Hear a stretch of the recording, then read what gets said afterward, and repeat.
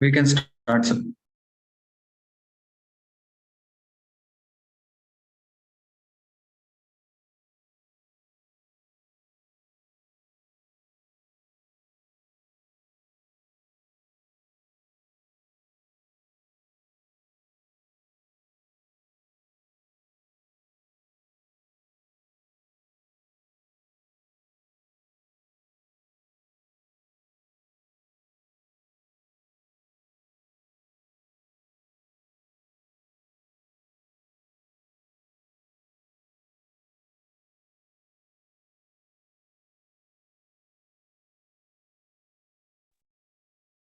ಎಲ್ರಿಗೂ ನಮಸ್ಕಾರ.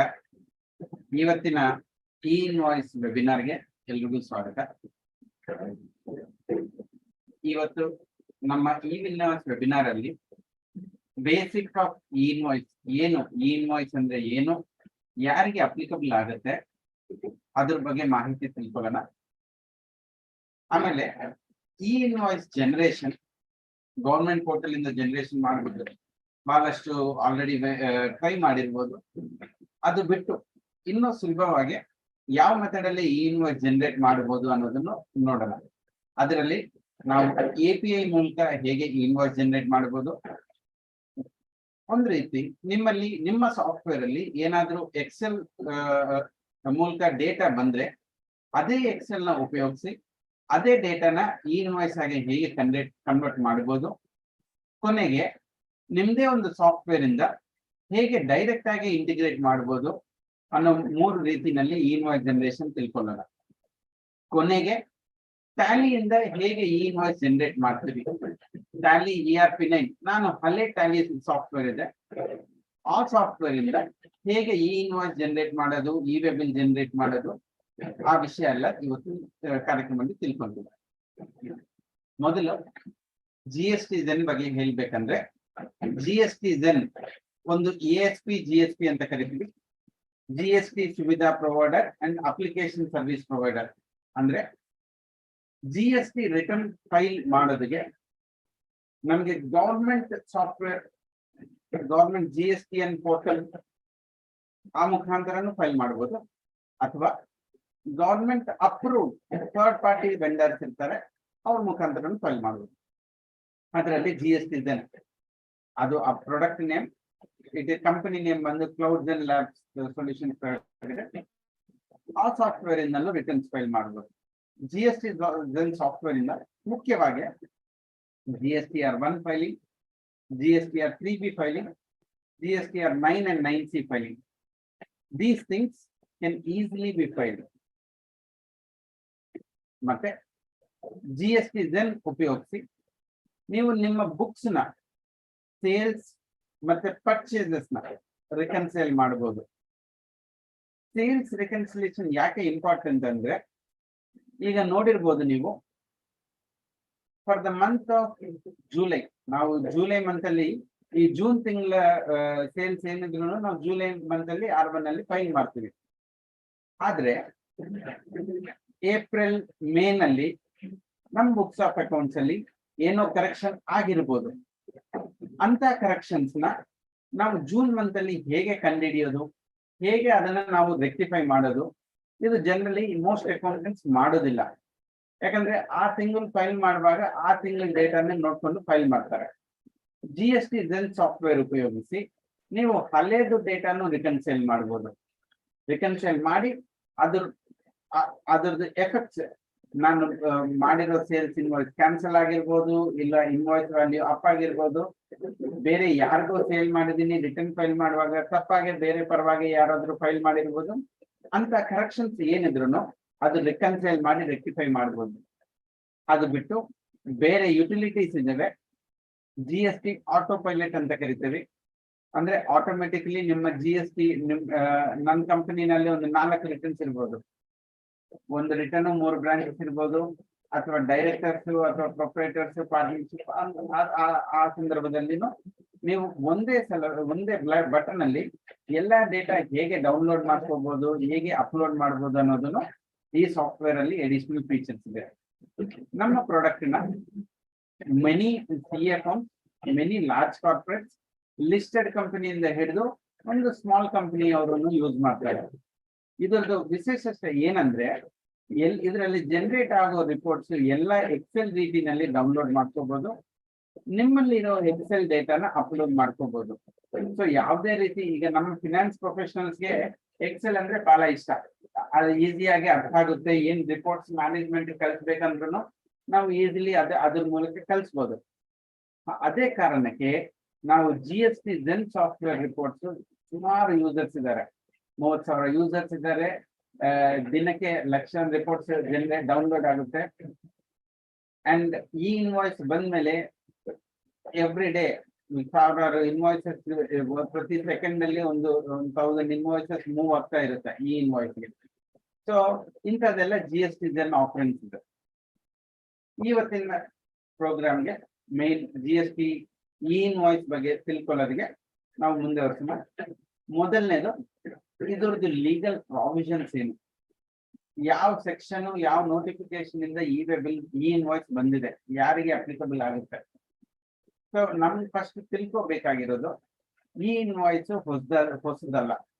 Already 1 October 20 ನಲ್ಲೇ ಯಾರ್ದು ಟರ್ನ್ ಓವರ್ 500 ಕೋಟಿ ಮೇಲಿದೆಯೋ ಅವರು ಆನ್ಲೈನ್ ಹೋಗಿದ್ದಾರೆ. ನಿಧಾನಕ್ಕೆ ಆಮೇಲೆ 100 ಕೋಟಿ ಮೇಲೆ ಇರೋರ್ಗೆ, 50 ಕೋಟಿ ಮೇಲ್ಪಟ್ಟಿರೋರ್ಗೆ 20 ಕೋಟಿ, 10 ಕೋಟಿ. ಈಗ ಹೊಸ ಸರ್ಕಾರಿ ಕಾನೂನು ಪ್ರಕಾರ 5 ಕೋಟಿ ಮೀರಿನವ್ರಿಗೆ ಆಗಸ್ಟ್ 1ನೇ ತಾರೀಕಿಂದ 1 ಆಗಸ್ಟ್ 2020 ಇಂದ ನೋಟಿಫಿಕೇಶನ್ 10/2023 ಪ್ರಕಾರ ಇನ್ವಾಯ್ಸ್ ಜನರೇಟ್ ಮಾಡಬೇಕು. ಇನ್ನೊಂದು ನಾವು ತಿಳ್ಕೊಬೇಕಾಗಿರೋದು 1 ಏಪ್ರಿಲ್ 2024 ಇಂದ ಯಾರು ಟರ್ನ್ ಓವರ್ 1.5 crores ಮೇಲೆ ಹೋಗುತ್ತೋ ಅವ್ರಿಗೂ ಇನ್ವಾಯ್ಸ್ ಅಪ್ಲೈ ಆಗುತ್ತೆ ಅನ್ನೋದು ಹೊಸದಾಗಿ ನಮ್ಮ ಸರ್ಕಾರ ಒಂದು ತೀರ್ಮಾನ ತಗೊಂಡು ಬರೋ GST ಕೌನ್ಸಿಲ್ ಮೀಟಿಂಗ್ ಅಲ್ಲಿ ಅದನ್ನು ಮುಂದೆ ಇಡ್ಸೋಣ ಅನ್ನೋದು ಅದೊಂದು ತೀರ್ಮಾನನೂ ಇದೆ.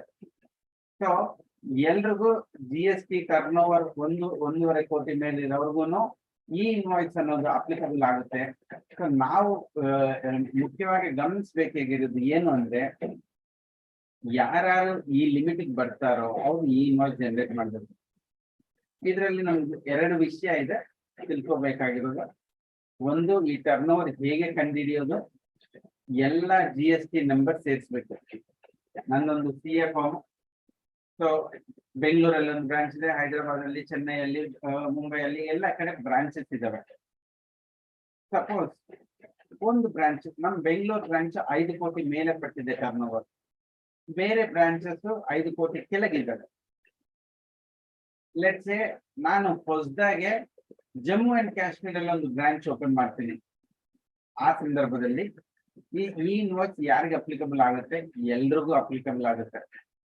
ಒಂದು ಬ್ರಾಂಚ್ ಟರ್ನ್ ಓವರ್ ಸಂಬಂಧ ಅಲ್ಲ, ಅದು ಪ್ಯಾನ್ ಬೇಸ್ಡ್ ಟರ್ನ್ ಓವರ್ ನೋಡ್ಬೇಕು. ಅಗ್ರಿಗೇಟ್ ಟರ್ನ್ ಓವರ್ ಅಂದ್ರೆ ಆ ಪ್ಯಾನ್ ಅಲ್ಲಿ ಎಷ್ಟು ಜನ ಇರ್ತಾರೋ ಅವರು ಟರ್ನ್ ಓವರ್ ಎಲ್ಲ ಸೇರಿಸ್ಬೇಕು. ಆ ಟರ್ನ್ ಓವರ್ ನ ನಾವು ಈ ಇನ್ವಾಯ್ಸ್ಗೆ ಕನ್ಸಿಡರ್ ಮಾಡಬೇಕು.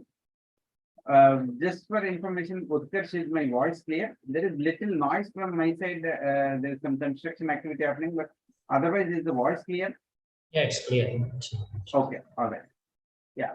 So very important. ನಾವು ತಿಳ್ಕೊಬೇಕಾಗಿರೋದು GST ಟರ್ನ್ ಓವರ್ ನೋಡ್ಬೇಕು ಅಂದ್ರೆ ನನ್ನ ಪ್ಯಾನ್ ಒಳಗಡೆ ಇರೋ GST ನಂಬರ್ಸ್ ಟರ್ನ್ ಓವರ್ ಎಲ್ಲ ಸೇರಿಸಿ ಅದು 5 ಕೋಟಿ ಮೇಲೆ ಪಟ್ರೆ ಎಲ್ಲ ಬ್ರಾಂಚಸ್ ಎಲ್ಲ GST ನಂಬರ್ಸ್ ಇನ್ವಾಯ್ಸ್ ಮಾಡ್ಬೇಕು. ಇಲ್ಲಿ ಯಾಕೆ ಇದು ನಾನು ಇಷ್ಟು ಒತ್ತಡ ಯಾಕೆ ಹೇಳ್ತಾ ಇದ್ದೀನಿ ಅಂದ್ರೆ, ಈಗ ಅಟೆಂಡ್ ಮಾಡ್ತಾ ಇರೋರಲ್ಲಿ ಬಹುಶಃ ಯಾರ್ದೋ ಒಬ್ರದ್ದು GST 5 ಕೋಟಿ ಮೇಲೆ ಟರ್ನ್ ಓವರ್ ಕ್ರಾಸ್ ಆಗಿದೆ. ನೀವು ನಿಮ್ಮ ಹೆಡ್ ಆಫೀಸ್ ಇಂದ ನಿಮ್ಮ ಬ್ರಾಂಚ್ ನೀವು ಅಕೌಂಟಿಂಗ್ ಮಾಡ್ತಾ ಇದ್ದೀರಾ. ಬ್ರಾಂಚಸ್ ಬೇರೆ ಅಕೌಂಟೆಂಟ್ಸ್ ಇರ್ತಾರೆ. ಸೊ ಅವ್ರ ತಲೆನಲ್ಲಿ ಏನಿರುತ್ತೆ, ನನ್ನ ಬ್ರಾಂಚ್ ನಾವು ಮಾಡ್ತಾ ಇರೋದು 1 ಕೋಟಿನೇ ಟರ್ನ್ ಓವರ್, ನಾವು 5 ಕೋಟಿ ಕ್ರಾಸ್ ಆಗಿಲ್ಲ, ಸೊ ನಮ್ಗೆ ಅಪ್ಲಿಕಬಲ್ ಆಗಲ್ಲ ಅಂತ ಅವ್ರು ತಿಳ್ಕೊಳ್ತಾರೆ. ಹೆಡ್ ಆಫೀಸ್ ಅವರು ನಮ್ದು ಕ್ರಾಸ್ ಆಗಿದೆ ಅಂತ ಹೆಡ್ ಆಫೀಸ್ ಅವರು ಮಾಡ್ತಾರೆ. ಸೊ ನಾವು ಸುಮಾರು ನೋಡಿದ್ವಿ ನಾನ್ ಕಂಪ್ಲೇನ್ಸ್ ಎಲ್ಲಿ ಆಗಿದೆ ಅಂದ್ರೆ, ಯಾವ್ದು ಬ್ರಾಂಚ್ ಹೊಸದಾಗಿ ಓಪನ್ ಆಗಿರೋದು ಅಥವಾ ಸಣ್ಣ ಪುಟ್ಟ ಅಕೌಂಟೆಂಟ್ಸ್ ಅವರೇ ಮೇಂಟೈನ್ ಮಾಡ್ತಾ ಇರೋರು, ಅವ್ರಿಗೆ ಮಾಹಿತಿ ಇಲ್ಲದೆ ಇರೋದ್ರಿಂದ ಅವರು ನಾನ್ ಕಂಪ್ಲೇನ್ಸ್ ಲಿಸ್ಟ್ ಅಲ್ಲಿ ಇದ್ದಾರೆ. ಸೊ ವೆರಿ ಇಂಪಾರ್ಟೆಂಟ್ಲಿ ಎಲ್ಲರೂ ಗಮನಿಸಬೇಕಾಗಿರೋ ವಿಷಯ, ಒಂದು GST ನಂಬರ್ಗೆ ಈ ಇನ್ವಾಯ್ಸ್ ಅಪ್ಲಿಕಬಲ್ ಆಗಿದೆ ಅಂದ್ರೆ ಬೇರೆ GST ನಂಬರ್ಸ್ ಆ ಪ್ಯಾನ್ ಒಳಗಡೆ ಇರೋ GST ನಂಬರ್ಸ್ ಎಲ್ರಿಗೂ ಈ ಇನ್ವಾಯ್ಸ್ ಅಪ್ಲಿಕಬಲ್ ಆಗುತ್ತೆ. ಇದು ಮುಖ್ಯವಾದ ವಿಷಯ, ತುಂಬಾ ಗಮನಿಸಬೇಕು, ಎಲ್ರಿಗೂ ಮಾಹಿತಿ ಕೊಡ್ಬೇಕು. ಎರಡನೇದು, ಈ ಟರ್ನ್ ಓವರ್ 5 ಕೋಟಿ ನಾನು ಪ್ಯಾನ್ ಬೇಸ್ ತಗೊಳ್ತೀನಿ, ಬಟ್ ಯಾವ ವರ್ಷ ತಗೋಬೇಕು? ನಂದು ಕೋವಿಡ್ ಮುಂಚೆ ಟರ್ನ್ ಓವರ್ ಚೆನ್ನಾಗಿತ್ತು, ಈಗ ಟರ್ನ್ ಓವರ್ ಕಡಿಮೆ ಆಗಿದೆ. ಈಗ ಕೋವಿಡ್ ಮುಂಚೆ ನಾನು 20 ಕೋಟಿ ಟರ್ನ್ ಓವರ್ ಮಾಡ್ತಾ ಇದ್ದೆ, ಈಗ ನನ್ನ ಟರ್ನ್ ಓವರ್ ಬರೀ 200 ಕೋಟಿ ಆಗಿದೆ, ನನಗೂ ಈ ಇನ್ವಾಯ್ಸ್ ಅಪ್ಲಿಕಬಲ್ ಆಗುತ್ತೆ ಅಂದ್ರೆ ಅವ್ರಿಗೂ ಈ ಇನ್ವಾಯ್ಸ್ ಅಪ್ಲಿಕಬಿಲಿಟಿ ಬರುತ್ತೆ. ಯಾಕಂದ್ರೆ ಈ ಟರ್ನ್ ಓವರ್ ಅನ್ನೋದು ನಾವು 2017-18 ಇಂದ ಆ ವರ್ಷದಿಂದ ಪ್ರತಿ ವರ್ಷ ಯಾವುದೇ ಒಂದು ವರ್ಷದಲ್ಲಿನೂ ನಮ್ಗೆ ಈ ಇನ್ವಾಯ್ಸ್ ಟರ್ನ್ ಓವರ್ 5 ಕೋಟಿ ಮೇಲೆ ಪಟ್ಟರೆ ಈ ಇನ್ವಾಯ್ಸ್ ಅಪ್ಲಿಕಬಲ್ ಆಗುತ್ತೆ. ಸೊ ಫಸ್ಟ್ ಇಯರ್ ಲೆಟ್ಸ್ ನಾನು 17-18 ಅಲ್ಲಿ 6 ಕೋಟಿ ಟರ್ನ್ ಓವರ್ ಇದೆ. ಅದಾದ್ಮೇಲೆ ಪ್ರತಿ ವರ್ಷ ನನ್ನ ಟರ್ನ್ ಓವರ್ 2 ಕೋಟಿ 3 ಕೋಟಿ ಇದೆ. ಈಗ ನನಗೆ ಈ ಇನ್ವಾಯ್ಸ್ ಅನ್ವಯಿಸುತ್ತೆ ಅಂದ್ರೆ ಖಂಡಿತ ಈ ಇನ್ವಾಯ್ಸ್ ಅನ್ವಯಿಸುತ್ತೆ, ಈ ಇನ್ವಾಯ್ಸ್ ಮಾಡಲೇಬೇಕು. ಇದು ನಾವು ತಿಳ್ಕೋಬೇಕಾಗಿರೋ ವಿಷಯ. ಎರಡನೇದು, ಯಾವ ಸೆಕ್ಷನ್ ಅಲ್ಲಿ ಯಾವ ರೂಲ್ ಅಲ್ಲಿ ಬಂದಿದೆ ಅಂದ್ರೆ ಸೆಕ್ಷನ್ ರೂಲ್ 48. ನಾವು ಸೆಕ್ಷನ್ 31 ಇಶ್ಯೂಯಿಂಗ್ ಆಫ್ ಇನ್ವಾಯ್ಸ್ ಹೇಳ್ತೀವಿ. ಸೆಕ್ಷನ್ 31 ಅಲ್ಲಿ ರೆಡ್ ವಿತ್ ದ ರೂಲ್ಸ್ ಅಂತೀವಿ. ಆ ರೂಲ್ ಅಲ್ಲಿ ರೂಲ್ 48 ನಲ್ಲಿ ನಾವು 46 ಎಲ್ರಿಗೂ ಗೊತ್ತು, ಇನ್ವಾಯ್ಸ್ ಅಲ್ಲಿ ಏನೇನ್ ಕಂಟೆಂಟ್ಸ್ ಇರ್ಬೇಕು ಅನ್ನೋದು ಮಾಹಿತಿ ಡೀಟೇಲ್ ಆಗಿದೆ. ಬಟ್ ರೂಲ್ 48 ನಲ್ಲಿ ಆ ಇನ್ವಾಯ್ಸ್ ನ ಒರಿಜಿನಲ್ ನಮ್ಮ ಬೈಯರ್ಗೆ ಕೊಡಿ, ಡೂಪ್ಲಿಕೇಟ್ ಟ್ರಾನ್ಸ್ಪೋರ್ಟರ್ಗೆ ಕೊಡಿ, 3ನೇ ಕಾಪಿ ನಿಮ್ಮ ಹತ್ರ ಇಟ್ಕೋಬೇಕು, ಆ ತರ ಮಾಹಿತಿ ಕೊಟ್ಟಾಗಿದೆ. ಅದೇ ರೂಲ್ ಅಲ್ಲಿ ನೋಟಿಫಿಕೇಶನ್ 68 ಪ್ರಕಾರ ಒಂದು 3 ಸಬ್ ರೂಲ್ ಇನ್ಸರ್ಟ್ ಆಗಿದೆ. ಈ ನೋಟಿಫಿಕೇಶನ್ 68 ಅಲ್ಲಿ 3 ಸಬ್ ರೂಲ್ ಇನ್ಸರ್ಟ್ ಆಗಿದೆ. ಮೊದಲನೇದು 48 ಸಬ್ ರೂಲ್ 5 ಅಲ್ಲಿ ಯಾರಿಗೆ ಈ ಇನ್ವಾಯ್ಸ್ ಅಪ್ಲಿಕಬಲ್ ಆಗುತ್ತೋ ಅವರು INV1 ಕೊಡ್ಬೇಕು ಅಂತ ಮಾಹಿತಿ ಕೊಟ್ಟಿರುತ್ತೆ. ಆಮೇಲೆ ಈ ಇನ್ವಾಯ್ಸ್ ಅಪ್ಲಿಕಬಲ್ ಆದ್ರೆ ನೀವು ಈ ಇನ್ವಾಯ್ಸ್ ಬಿಟ್ಟು ಬೇರೆ ಡಾಕ್ಯುಮೆಂಟ್ ಕೊಟ್ಟಿದ್ರು ಅದು ಇನ್ವಾಯ್ಸ್ ಅಲ್ಲ. ಸೊ ನಾನು ಈ ಇನ್ವಾಯ್ಸ್ ನನಗೆ ಅಪ್ಲಿಕಬಲ್ ಆಗುತ್ತೆ, ನಾನು ಈ ಇನ್ವಾಯ್ಸ್ ಮಾಡಲ್ಲ, ಆ ಸಂದರ್ಭದಲ್ಲಿ ಈ ಇನ್ವಾಯ್ಸ್ ಅಪ್ಲಿಕಬಲ್ ಆದ್ರೂ ಈ ಇನ್ವಾಯ್ಸ್ ನೀವು ಮಾಡಲ್ಲ ಅಂದ್ರೆ ಆವಾಗ ಬೇರೆ ಅವ್ರಿಗೆ ಕಷ್ಟ ಆಗುತ್ತೆ. ಯಾರಿಗೆ ಕಷ್ಟ ಆಗುತ್ತೆ? ನಿಮ್ಮ ಬೈಯರ್ಗೆ. ಅವರು ನಿಮ್ಮ ಹತ್ರ ತಗೊಳ್ತಾ ಇದ್ದಾರೆ, ಅವ್ರ ಇನ್ವಾಯ್ಸ್ ಬಂದಿಲ್ಲ, ನಾವು ಮುಂದೆ ಪೆನಾಲ್ಟಿ ಇಶ್ಯೂಸ್ ಎಲ್ಲ ನೋಡೋಣ, ಬಟ್ ಅವ್ರಿಗೆ ಕಷ್ಟ ಆಗುತ್ತೆ. ಆಮೇಲೆ ನಾನು ಈ 3 ಕಾಪಿ ಕೊಡೋ ಅವಶ್ಯಕತೆ ಇಲ್ಲ, ಈ ಇನ್ವಾಯ್ಸ್ ಬಂದ್ಮೇಲೆ 1 ಕಾಪಿ ಕೊಟ್ರೆ ಅಷ್ಟೇ ಸಾಕು. ಎಲ್ಲಿ ಜನರೇಟ್ ಮಾಡಬೇಕು? ಗೌರ್ಮೆಂಟ್ ಒಂದು 10 ಕಾಮನ್ ಪೋರ್ಟಲ್ ಕೊಟ್ಟಿದ್ದಾರೆ, ಆ ಪೋರ್ಟಲ್ ಒಳಗಡೆನೆ ನಾವು ಜನರೇಟ್ ಮಾಡಬೇಕು. ಅದರಲ್ಲಿ ಜನರೇಟ್ ಮಾಡೋದು JSON ಫೈಲ್ ಅಪ್ಲೋಡ್ ಮಾಡ್ತೀವಿ. ಆ JSON ಫೈಲ್ ಅಲ್ಲಿ ಒಳಗಡೆ ಏನೇನ್ ಕಂಟೆಂಟ್ ಇರೋದು ಅದು ಒಂದು ಸ್ಕೀಮಾ ಕೊಟ್ಟಿದ್ದಾರೆ. ಸೊ ಅದು ಮುಂದೆ ನೋಡೋಣ. ನಿಮ್ಗೆ ಯಾರಿಗಾದ್ರೂ ಏನ್ ಡೌಟ್ಸ್ ಇದ್ರು ಚಾಟ್ ಮುಖಾಂತರ ನಿಮ್ಮ ಕ್ವಶನ್ಸ್ ಚಾಟ್ ಅಲ್ಲಿ ನೀವು ಎಂಟ್ರಿ ಮಾಡಬಹುದು. ನಿಮ್ಮ ಕ್ವಶನ್ಸ್ ನೀವು ಚಾಟ್ ಅಲ್ಲಿ ಎಂಟ್ರಿ ಮಾಡಬಹುದು. ನಾವು ಆ ಕ್ವಶನ್ಸ್ ನ ಕೊನೆಗೆ ಅಡ್ರೆಸ್ ಮಾಡ್ತೀವಿ. ಮಧ್ಯದಲ್ಲಿ ನೀವೇನಾದ್ರೂ ಮಾತಾಡ್ಬೇಕಂದ್ರೂ ನೀವು ಕೈ ಎತ್ತಿದ್ರೆ ನಾವು ಅನ್ಮ್ಯೂಟ್ ಮಾಡ್ಕೊಂಡು ನಾವು ಕ್ವಶನ್ಸ್ ತಗೊಳ್ತೀವಿ. ಬಟ್ ನಿಮ್ಗೆ ಏನ್ ಕ್ವಶನ್ಸ್ ಬಂದ್ರು ನೀವು ಚಾಟ್ ಅಲ್ಲಿ ಎಂಟ್ರಿ ಮಾಡಿ. ಮೊದಲನೇ ಇನ್ವಾಯ್ಸ್ ಪೋರ್ಟಲ್ e-invoice1.gst.gov.in ಅದು NIC ಅವರು ಆಪರೇಟ್ ಮಾಡ್ತಾ ಇದ್ದಾರೆ. ಅದೇ ರೀತಿನಲ್ಲಿ ಎರಡನೇ ಪೋರ್ಟಲ್ NIC ಇದೆ, ವಿಚ್ ಇಸ್ ಗವರ್ಮೆಂಟ್. ಅದು ಬಿಟ್ಟು ಇನ್ನೊಂದು 4 ಪೋರ್ಟಲ್ ಇದೆ, E-Invoice 3, 4, 5, 6 Signet, clear tax, EN by IRIS. ಈ 4 ಪಾರ್ಟಿಗಳು ಅವರು E-Invoice ಮಾಡ್ತಾರೆ.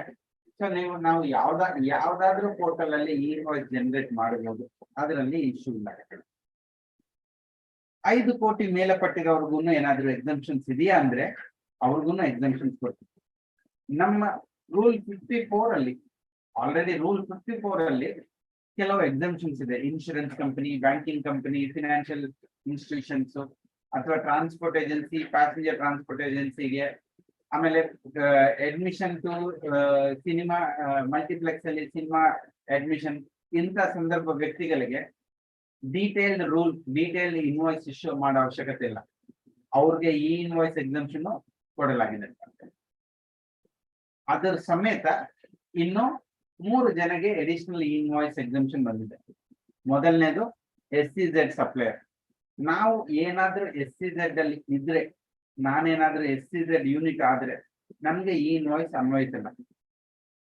ಇದರಲ್ಲಿ ನೀವು ಗಮನಿಸಬೇಕಾಗಿರೋದು, ನಾನೇನಾದ್ರೂ SEZ ಗೆ ಸಪ್ಲೈ ಮಾಡಿದ್ರೆ, ನಾನು DTA ನಲ್ಲಿದ್ದೀನಿ, ಡೊಮೆಸ್ಟಿಕ್ ಟ್ಯಾರಿಫ್ ಏರಿಯಾ ಝೋನ್ ಅಲ್ಲಿ ಇದ್ದೀನಿ, ಅಲ್ಲಿಂದ SEZ ಝೋನ್ಗೆ ಮೆಟೀರಿಯಲ್ ಮೂವ್ ಮಾಡಿದ್ರೆ ಈ ಇನ್ವಾಯ್ಸ್ ಅಪ್ಲಿಕಬಲ್ ಆಗುತ್ತೆ.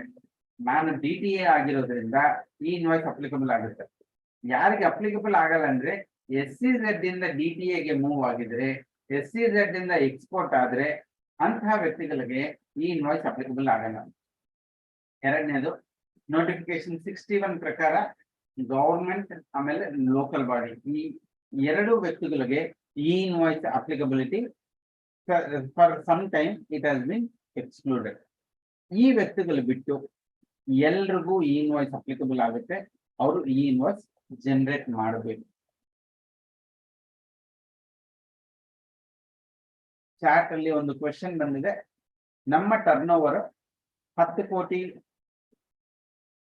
ಕೋಟಿ ಆಗಿದೆ. GSTR1 monthly manually with Excel details. ನಾನು ಹೋದ ವರ್ಷ ಈ ಇನ್ವಾಯ್ಸ್ ಮಾಡಿಲ್ಲ, ಈಗ ಜನರೇಟ್ ಮಾಡಬಹುದು. ಸದ್ಯಕ್ಕೆ ರಿಸ್ಟ್ರಿಕ್ಷನ್ಸ್ ಇಲ್ಲ. ನಾನು ನಾನ್ ಕಂಪ್ಲೇಂಟ್ಸ್ ನ ರೆಗ್ಯುಲರೈಸ್ ಕಂಪ್ಲೇಂಟ್ಸ್ ಮಾಡ್ಕೋಬೇಕು ಅಂದ್ರೆ ಖಂಡಿತ ಮಾಡಬಹುದು. ಈಗ ಡೆಮೋ ಕೊಡುವಾಗ ನಾವು ಹಳೆ ಡೇಟ್ಗೆ ಹೇಗೆ ಇನ್ವಾಯ್ಸ್ ಮಾಡಬಹುದು ಅದನ್ನು ಡೆಮೋ ಕೊಡ್ತೀವಿ. ಯಾವ ಟ್ರಾನ್ಸಾಕ್ಷನ್ಸ್ ಮೇಲೆ ಈ ಇನ್ವಾಯ್ಸ್ ಬರುತ್ತೆ, ಇದು ತುಂಬಾ ಮುಖ್ಯವಾದ ಗಮನಿಸಬೇಕಾಗಿರೋದು. ಈ ಸ್ಕ್ರೀನ್ ಅಲ್ಲಿ ನಿಮ್ಗೆ ಗ್ರೀನ್ ಕಲರ್ ಅಲ್ಲಿ ಕಾಣ್ತಾ ಇರೋ ಟ್ರಾನ್ಸಾಕ್ಷನ್ಸ್ ಮಾತ್ರ ಈ ಇನ್ವಾಯ್ಸ್ ಬರುತ್ತೆ. ಕೆಳಗೆ ರೆಡ್ ಕಲರ್, ಕೆಂಪು ಕಲರ್ ಎಲ್ಲ ಇರೋದಿಗೆ ಈ ಇನ್ವಾಯ್ಸ್ ಬರಲ್ಲ. ಯಾವ ಟ್ರಾನ್ಸಾಕ್ಷನ್ಸ್ ಗೆ ಈ ಇನ್ವಾಯ್ಸ್ ಬರುತ್ತೆ ಅಂದ್ರೆ, ನಾನು ರೆಗ್ಯುಲರ್ ಟ್ಯಾಕ್ಸ್ ಇನ್ವಾಯ್ಸ್ ಇಶ್ಯೂ ಮಾಡಿದ್ರೆ, regular tax invoice, taxable supplies ಮಾತ್ರ ಟ್ಯಾಕ್ಸ್ ಇನ್ವಾಯ್ಸ್ ಇಶ್ಯೂ ಮಾಡ್ತೀನಿ. ಎಕ್ಸೆಂಪ್ಟೆಡ್ ಸಪ್ಲೈಸ್ ಮಾಡಿದ್ರೆ ನನ್ಗೆ ಈ ಇನ್ವಾಯ್ಸ್ ಬರಲ್ಲ. ಎರಡನೇದು, ಈ ಟ್ಯಾಕ್ಸ್ ಇನ್ವಾಯ್ಸ್ ನಾನು ರಿಜಿಸ್ಟರ್ಡ್ ಪರ್ಸನ್ಗೆ ಸೇಲ್ ಮಾಡಬಹುದು ಅಥವಾ ಅನ್ರಿಜಿಸ್ಟರ್ಡ್ ಪರ್ಸನ್ಗೂ ಸೇಲ್ ಮಾಡಬಹುದು. ನಾನು ಅನ್ರಿಜಿಸ್ಟರ್ಡ್ ಪರ್ಸನ್ಸ್ ಏನಾದ್ರು ಸೇಲ್ ಮಾಡಿದ್ರೆ ಈ ಇನ್ವಾಯ್ಸ್ ಬರಲ್ಲ. ರಿಜಿಸ್ಟರ್ಡ್ ಪರ್ಸನ್ಸ್ಗೆ ಸೇಲ್ ಮಾಡಿದ್ರೆ ಮಾತ್ರನೇ ಈ ಇನ್ವಾಯ್ಸ್ ಬರುತ್ತೆ. ಹಾಗಿದ್ರೆ ನಾನು ಎಕ್ಸೆಂಪ್ಟೆಡ್ ಸಪ್ಲೈ ರಿಜಿಸ್ಟರ್ಡ್ ಪರ್ಸನ್ಗೆ ಸೇಲ್ ಮಾಡಿದ್ರು ಅನ್ರಿಜಿಸ್ಟರ್ಡ್ ಪರ್ಸನ್ಗೆ ಸೇಲ್ ಮಾಡಿದ್ರು ಈ ಇನ್ವಾಯ್ಸ್ ಬರಲ್ಲ. ಸೊ ಈ ಇನ್ವಾಯ್ಸ್ ಬರಬೇಕು ಅಂದ್ರೆ ಈ ಕಾಂಬಿನೇಷನ್ ಇರಬೇಕು. ಅದು ಟ್ಯಾಕ್ಸ್ ಇನ್ವಾಯ್ಸ್ ಅಥವಾ ಕ್ರೆಡಿಟ್ ನೋಟ್, ಡೆಬಿಟ್ ನೋಟ್, ನಾನು ಒಂದು B2B ಅಥವಾ B2G ಅಥವಾ ಎಕ್ಸ್ಪೋರ್ಟ್, ಈ ಸಂದರ್ಭದಲ್ಲಿ ಮಾತ್ರ ನಮ್ಗೆ ಈ ಇನ್ವಾಯ್ಸ್ ಅಪ್ಲಿಕಬಿಲಿಟಿ ಇರುತ್ತೆ. ಇದು ಬಿಟ್ಟು ಬೇರೆ ಯಾವ ಸಂದರ್ಭದಲ್ಲಿನೂ ಈ ಇನ್ವಾಯ್ಸ್ ಬರುತ್ತೆ. ಹೇಗೆ ನೆನ್ಪಿಟ್ಕೋಬೇಕು? ನಿಮ್ಮ GSTR1 ನೀವು ಅಬ್ಸರ್ವ್ ಮಾಡಿದ್ರೆ, ನಿಮ್ಮ GSTR1 ನಲ್ಲಿ ನಾನು ಲೈನ್ ವೈಸ್ ಎಲ್ಲಿ ರಿಪೋರ್ಟ್ ಮಾಡ್ತೀನಿ, ಟೇಬಲ್ 4 ಅಲ್ಲಿ B2B, ಟೇಬಲ್ 6 ಅಲ್ಲಿ, ಟೇಬಲ್ 9 ಅಲ್ಲಿ, ಅದು ಮಾತ್ರ ಈ ಇನ್ವಾಯ್ಸ್ ಅಪ್ಲಿಕಬಲ್ ಆಗುತ್ತೆ. ನಾನು ಕನ್ಸಾಲಿಡೇಟ್ ಆಗಿ B2C ಗೆ ಟೇಬಲ್ 7 ಅಲ್ಲಿ, ನಿಲ್ ಎಕ್ಸೆಂಪ್ಟೆಡ್ ಟೇಬಲ್ 8 ಅಲ್ಲಿ ರಿಪೋರ್ಟ್ ಮಾಡ್ತೀನಿ. ಆ ಎರಡು ಟೇಬಲ್ಗೂ ಈ ಇನ್ವಾಯ್ಸ್ ಅನ್ವಯಿಸಿಲ್ಲ. ಸೊ ಎಲ್ಲಿ ಈ ಇನ್ವಾಯ್ಸ್ ಬರುತ್ತೆ ಅಂದ್ರೆ, taxable supply made to a registered person or a government or an export party, ಆ ಸಂದರ್ಭದಲ್ಲಿ ಮಾತ್ರ ನಮಗೆ ಈ ಇನ್ವಾಯ್ಸ್ ಬರುತ್ತೆ. ಬೇರೆ ಯಾವ ಸಂದರ್ಭದಲ್ಲಿನೂ ಈ ಇನ್ವಾಯ್ಸ್ ಬರಲ್ಲ. ಮಡಿವಾಲಪ್ಪ ಅವರು ಟ್ಯಾಲಿಯಿಂದ ಡೈರೆಕ್ಟ್ ಆಗಿ ಈ ಇನ್ವಾಯ್ಸ್ ಮಾಡಬಹುದಾ? ಖಂಡಿತ ಮಾಡಬಹುದು. ಟ್ಯಾಲಿ ಪ್ರೈಮ್ ಅಲ್ಲಿ ಫೀಚರ್ ಇದೆ. ಟ್ಯಾಲಿ ERP9 ಅಲ್ಲಿನೂ ಹೇಗೆ ಮಾಡಬಹುದು ಅನ್ನೋದು ನಾವು ಕೊನೆ ಹಂತದಲ್ಲಿ ಒಂದು ಡೆಮೋ ನೋಡ್ತೀವಿ. ನೆಕ್ಸ್ಟ್, ನಾನು ಈ ಇನ್ವಾಯ್ಸ್ ಇಶ್ಯೂ ಮಾಡಲ್ಲ ಅಂದ್ರೆ ಏನಾಗುತ್ತೆ?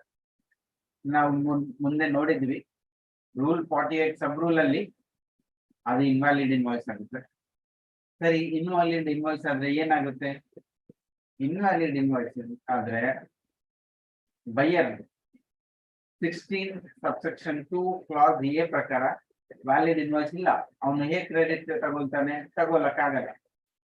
ನೀವು ಆಸ್ ಎ ಸೆಲ್ಲರ್ ಆಗಿ 122 sub rule section 122 subsection 1 clause 1 clause 2 ಪಡಿ ಇನ್ಕರೆಕ್ಟ್ ಅಥವಾ ಫಾಲ್ಸ್ ಇನ್ವಾಯ್ಸ್ ಇಶ್ಯೂ ಮಾಡಿದ್ರೆ ಕಾನೂನಿನ ಪ್ರಾವಿಷನ್ಸ್ ನ ಉಲ್ಲಂಘನೆ ಆಗಿದೆ. ಅದರ ಸಲುವಾಗಿ ಒಂದು 122 ನಲ್ಲಿ ಜನರಲ್ ಪೆನಾಲಿಟಿ ದಂಡನೆ ಇರುತ್ತೆ. ಮೂರನೇದು ರೂಲ್ 138A ಸಬ್ ರೂಲ್ 2 ಪ್ರಕಾರ ಈ ಇನ್ವಾಯ್ಸ್ ಎಲ್ಲಿ ಅಪ್ಲಿಕಬಲ್ ಆಗುತ್ತೋ ಟ್ರಾನ್ಸಿಟ್ ಅಲ್ಲಿ ಆ ಡಾಕ್ಯುಮೆಂಟ್ ತಗೊಂಡು ಹೋಗ್ಲೇಬೇಕು. ನೀವು ಈ ಇನ್ವಾಯ್ಸ್ ಜನರೇಟ್ ಮಾಡದೇ ಇರೋದ್ರಿಂದ ಆಫೀಸರ್ಗೆ ಸೆಕ್ಷನ್ 68 ಅಲ್ಲಿ ಇಂಟರ್ಸೆಪ್ಷನ್ ಪವರ್ ಇದೆ. ಅದರ ಮುಖಾಂತರ ಸೆಕ್ಷನ್ 129 ಅಲ್ಲಿ non compliance with E-way bill ಅಂತ ಪೆನಾಲ್ಟಿನೂ ಹಾಕ್ಬೋದು. ನಮ್ಗೆಲ್ರಿಗೂ ಗೊತ್ತು 129 ಅಲ್ಲಿ ಪೆನಾಲ್ಟಿ ಬಂದ್ರೆ 200% ಆಫ್ ದ ಟ್ಯಾಕ್ಸ್.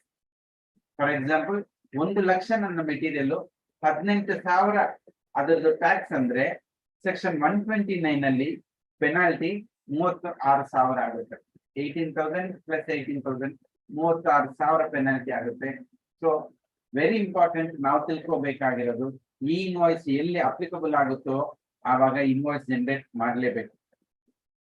ಮಂಜುನಾಥ್ ಅವ್ರ ಪ್ರಶ್ನೆ, ಅನ್ರಿಜಿಸ್ಟರ್ಡ್ ಪರ್ಸನ್ಸ್ಗೆ ಈ ಇನ್ವಾಯ್ಸ್ ಅಪ್ಲಿಕಬಲ್ ಆಗಲ್ಲ ಅಂದ್ರಿ, GSTR 1 ಅಲ್ಲಿ ಮ್ಯಾನ್ಯಲಿ ಆಡ್ ಮಾಡ್ಬೇಕಾಗುತ್ತಾ? ಖಂಡಿತ ಆಡ್ ಮಾಡ್ಲೇಬೇಕಾಗುತ್ತೆ. ನಾವು ಯಾವ್ದು ಡೀಟೇಲ್ಸ್ ನಾವು ಎಂಟ್ರಿ ಮಾಡ್ತಾ ಇದೀವಿ ಅಂದ್ರೆ line items registered persons supply ಮಾಡಿರೋದು ಮಾತ್ರ.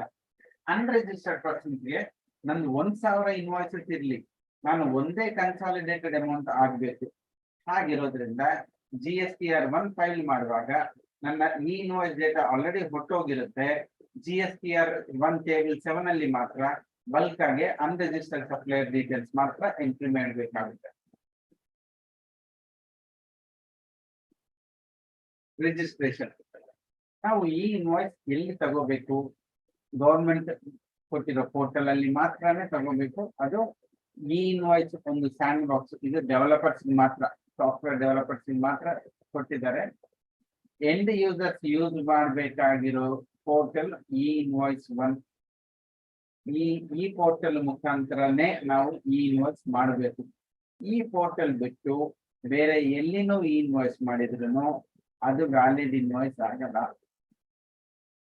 ಸುಮಾರು ಜನ ನೋಡಿದೀನಿ, ಅವರು ಟ್ರಯಲ್ ಪೋರ್ಟಲ್ ಅಲ್ಲಿ ಈ ಇನ್ವಾಯ್ಸ್ ಜನರೇಟ್ ಮಾಡಿರ್ತಾರೆ. ಟ್ರಯಲ್ ಪೋರ್ಟಲ್ ಅಲ್ಲಿ ಇನ್ವಾಯ್ಸ್ ಜನರೇಟ್ ಮಾಡಿರ್ತಾರೆ, ಟ್ರಯಲ್ಗೋಸ್ಕರ ಅದು, ಅದನ್ನೇ ನಾವು ವ್ಯಾಲಿಡ್ ಅಂತ ಇಟ್ಕೋಬಾರ್ದು. ಇದು ಒಂದು ಕಾಮನ್ ಮಿಸ್ಟೇಕ್ ಆಗಿದೆ.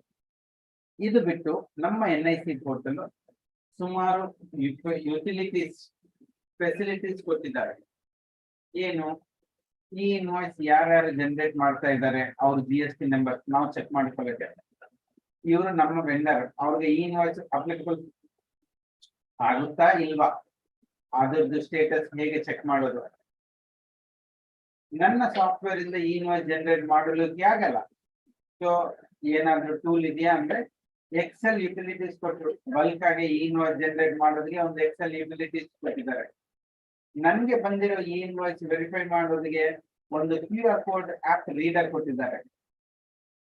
ಕಸ್ಟಮರ್ ಕಡೆಯಿಂದ ಬಂದಿರೋ ಜೇಸನ್ ಸೈನ್ಡ್ ಜೇಸನ್ ವೆರಿಫೈ ಮಾಡೋದಕ್ಕೆ ಒಂದು ವೆರಿಫೈ ಸೈನ್ಡ್ ಇನ್ವಾಯ್ಸ್ ಅಂತ, ಈ ತರ ಮಾಹಿತಿ, ತುಂಬಾ ಮಾಹಿತಿ ಕೊಟ್ಟಿದ್ದಾರೆ. ಸೊ ಗವರ್ಮೆಂಟ್ ಪೋರ್ಟಲ್ ಅವ್ರ ಕಡೆಯಿಂದ ಸಾಕಷ್ಟು ಎಫರ್ಟ್ ಹಾಕಿ ಈ ಕಾರ್ಯಕ್ರಮನ ಮುಂದುವರ್ಸೋಣ ಅಂತ ತುಂಬಾ ಅಂದ್ರೆ ತುಂಬಾ ಚೆನ್ನಾಗಿ ಫೀಚರ್ಸ್ ಕೊಟ್ಟಿದ್ದಾರೆ. ಇನ್ನೊಂದು, ಯಾವಾಗ ಈ ಇನ್ವಾಯ್ಸ್ ಇಂಪ್ಲಿಮೆಂಟ್ ಮಾಡಿದಾರೋ ಪ್ರತಿಯೊಂದು ಸ್ಟೇಜ್ ಅಲ್ಲಿ ಸರ್ಕಾರದ ರೆವೆನ್ಯೂ ಇನ್ಕ್ರೀಸ್ ಆಗಿದೆ. ನಮ್ಮ ಸಿಸ್ಟಮ್ಗೆ ಎಷ್ಟು ಟ್ರಾನ್ಸ್ಪರೆನ್ಸಿ ತರ್ತೀವೋ ಅಷ್ಟು ಇನ್ಕಮು ಇನ್ಕ್ರೀಸ್ ಆಗಿದೆ. ಹೇಗೆ ಜನರೇಟ್ ಆಗುತ್ತೆ ಆ ಪ್ರಾಸೆಸ್ ನ ತಿಳ್ಕೊಳ್ಳೋಣ.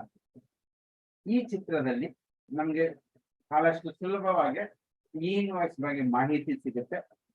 ಮೊದಲನೇದು, ನನ್ನ ERP ಸಾಫ್ಟ್ವೇರ್ ಇಂದ ನಾನು ಇನ್ವಾಯ್ಸ್ ಜನರೇಟ್ ಮಾಡ್ತೀನಿ.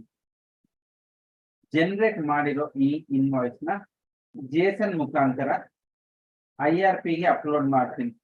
ಸ್ಟೆಪ್ 3, ಆ IRP ಅದು ವೆರಿಫೈ ಮಾಡಿಕೊಂಡು ನನಗೆ ಒಂದು QR ಕೋಡ್ ವಿತ್ ಒಂದು ಡಿಜಿಟಲ್ ಸಿಗ್ನೇಚರ್ ಸಮೇತ ನನಗೆ ಅಪ್ಡೇಟ್ ತಿಳಿಸ್ತಾರೆ.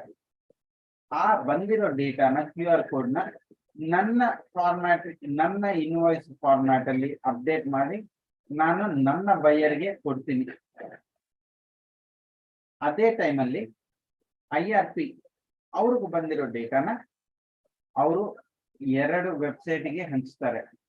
ಮೊದಲನೇದು, ನಿಮ್ಗೆ ಇ-ವೇ ಬಿಲ್ ಬೇಕು ಅಂದ್ರೆ ಇ-ವೇ ಬಿಲ್ ಪೋರ್ಟಲ್. ಎರಡನೇದು, ನಿಮ್ಮ ಡೇಟಾನ GSTR 1 ಗೆ ಆಟೋ ಪಾಪ್ಯುಲೇಟ್ ಮಾಡ್ತಾರೆ. GSTR1 ನಲ್ಲಿ ಆಟೋ ಪಾಪ್ಯುಲೇಟ್ ಆಗಿದ್ರೆ ನಮ್ಗೆ ಗೊತ್ತು, ರಿಯಲ್ ಟೈಮ್ ಅಲ್ಲಿ ಕಸ್ಟಮರ್ ಅವರು 2A ನಲ್ಲಿ ನೋಡಬಹುದು. ಅಂದ್ರೆ ಈ ಇನ್ವಾಯ್ಸ್ ಮಾಡಿದ್ರೆ ಅದೊಂದು ಎಡಿಷನಲ್ ಎಶ್ಯೂರೆನ್ಸ್, ನನ್ನ ಪರ್ಚೇಸ್ ಇನ್ಪುಟ್ ಟ್ಯಾಕ್ಸ್ ಕ್ರೆಡಿಟ್ ಸ್ವಲ್ಪ ಗಟ್ಟಿಯಾಗಿದೆ, ಇಶ್ಯೂ ಬರಲ್ಲ, ಈ ಸಪ್ಲೈಯರ್ ನಂಬೋದು ಅನ್ನೋ ಒಂದು ಭರವಸೆ ಸಿಗುತ್ತೆ.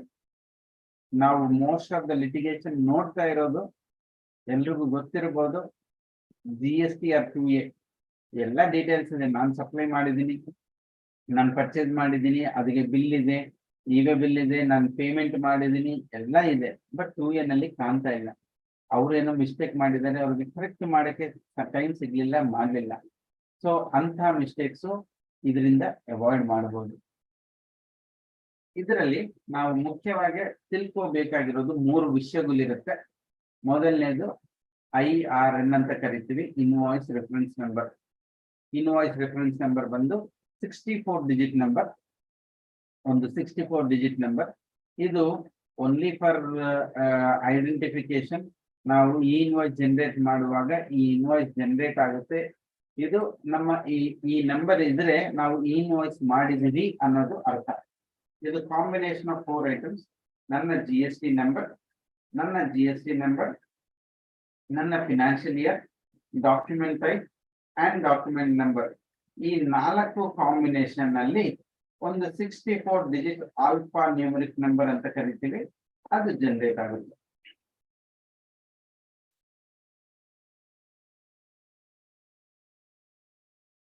ಮುಂದಿನ ವಿಷಯ IRP.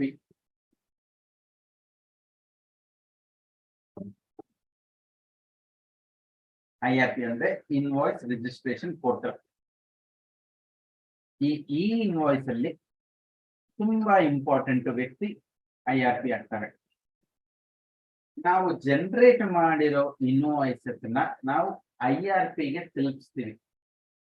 IRP ಅದನ್ನ ವೆರಿಫೈ ಮಾಡಿಕೊಂಡು ಡೂಪ್ಲಿಕೇಟ್ ಆಗಿದೆಯಾ, ಸ್ಕೀಮಾ ಪ್ರಕಾರ ಇದೆಯಾ, ಅದೆಲ್ಲ ಚೆಕ್ ಮಾಡಿಕೊಂಡು ಅವರು ಆ ಇನ್ವಾಯ್ಸ್ ನ ಅವನು ರಿಜಿಸ್ಟ್ರಿನಲ್ಲಿ ಎಂಟ್ರಿ ಮಾಡಿಕೊಂಡು ನಮ್ಗೆ ಪುನಃ ಅದನ್ನ ಅವರು ಎಕ್ನಾಲೆಜ್ಮೆಂಟ್ QR ಕೋಡ್ ಸಿಗ್ನೇಚರ್ ಸಮೇತ ನಮಗೆ ತಲುಪಿಸ್ತಾರೆ. ಸೊ ಇದೊಂದು ಇಂಪಾರ್ಟೆಂಟ್ ಪ್ರಾಸೆಸ್.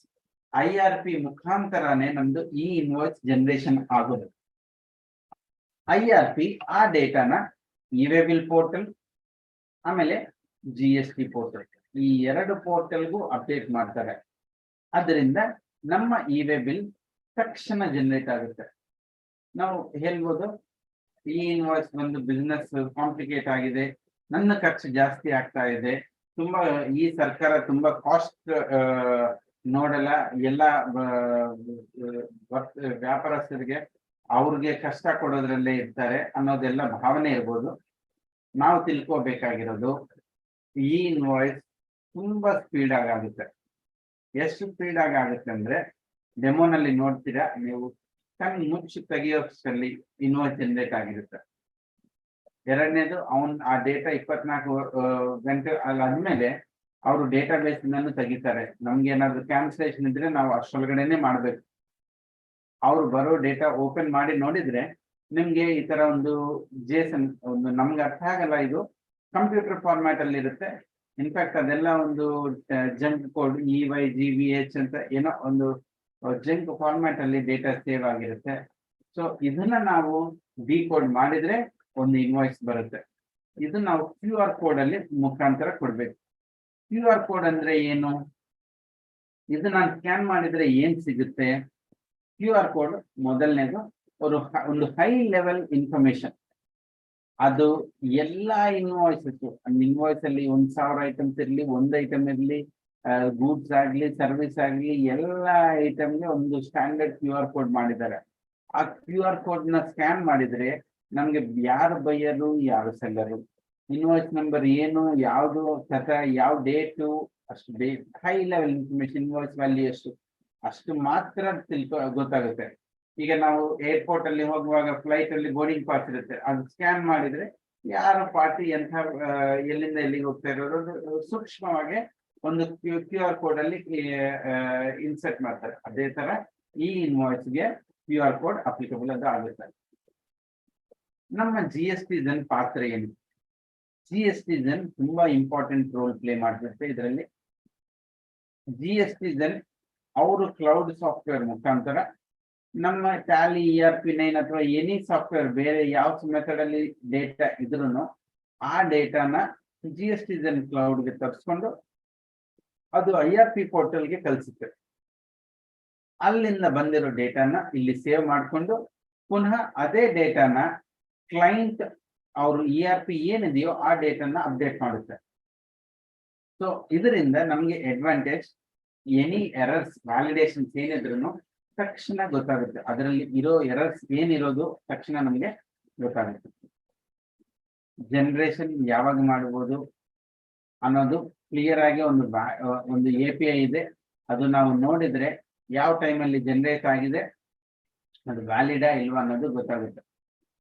ಯಾರಿಗಾದ್ರೆ ಏನಾದ್ರು ಕ್ವಶನ್ಸ್ ಇದೆಯಾ?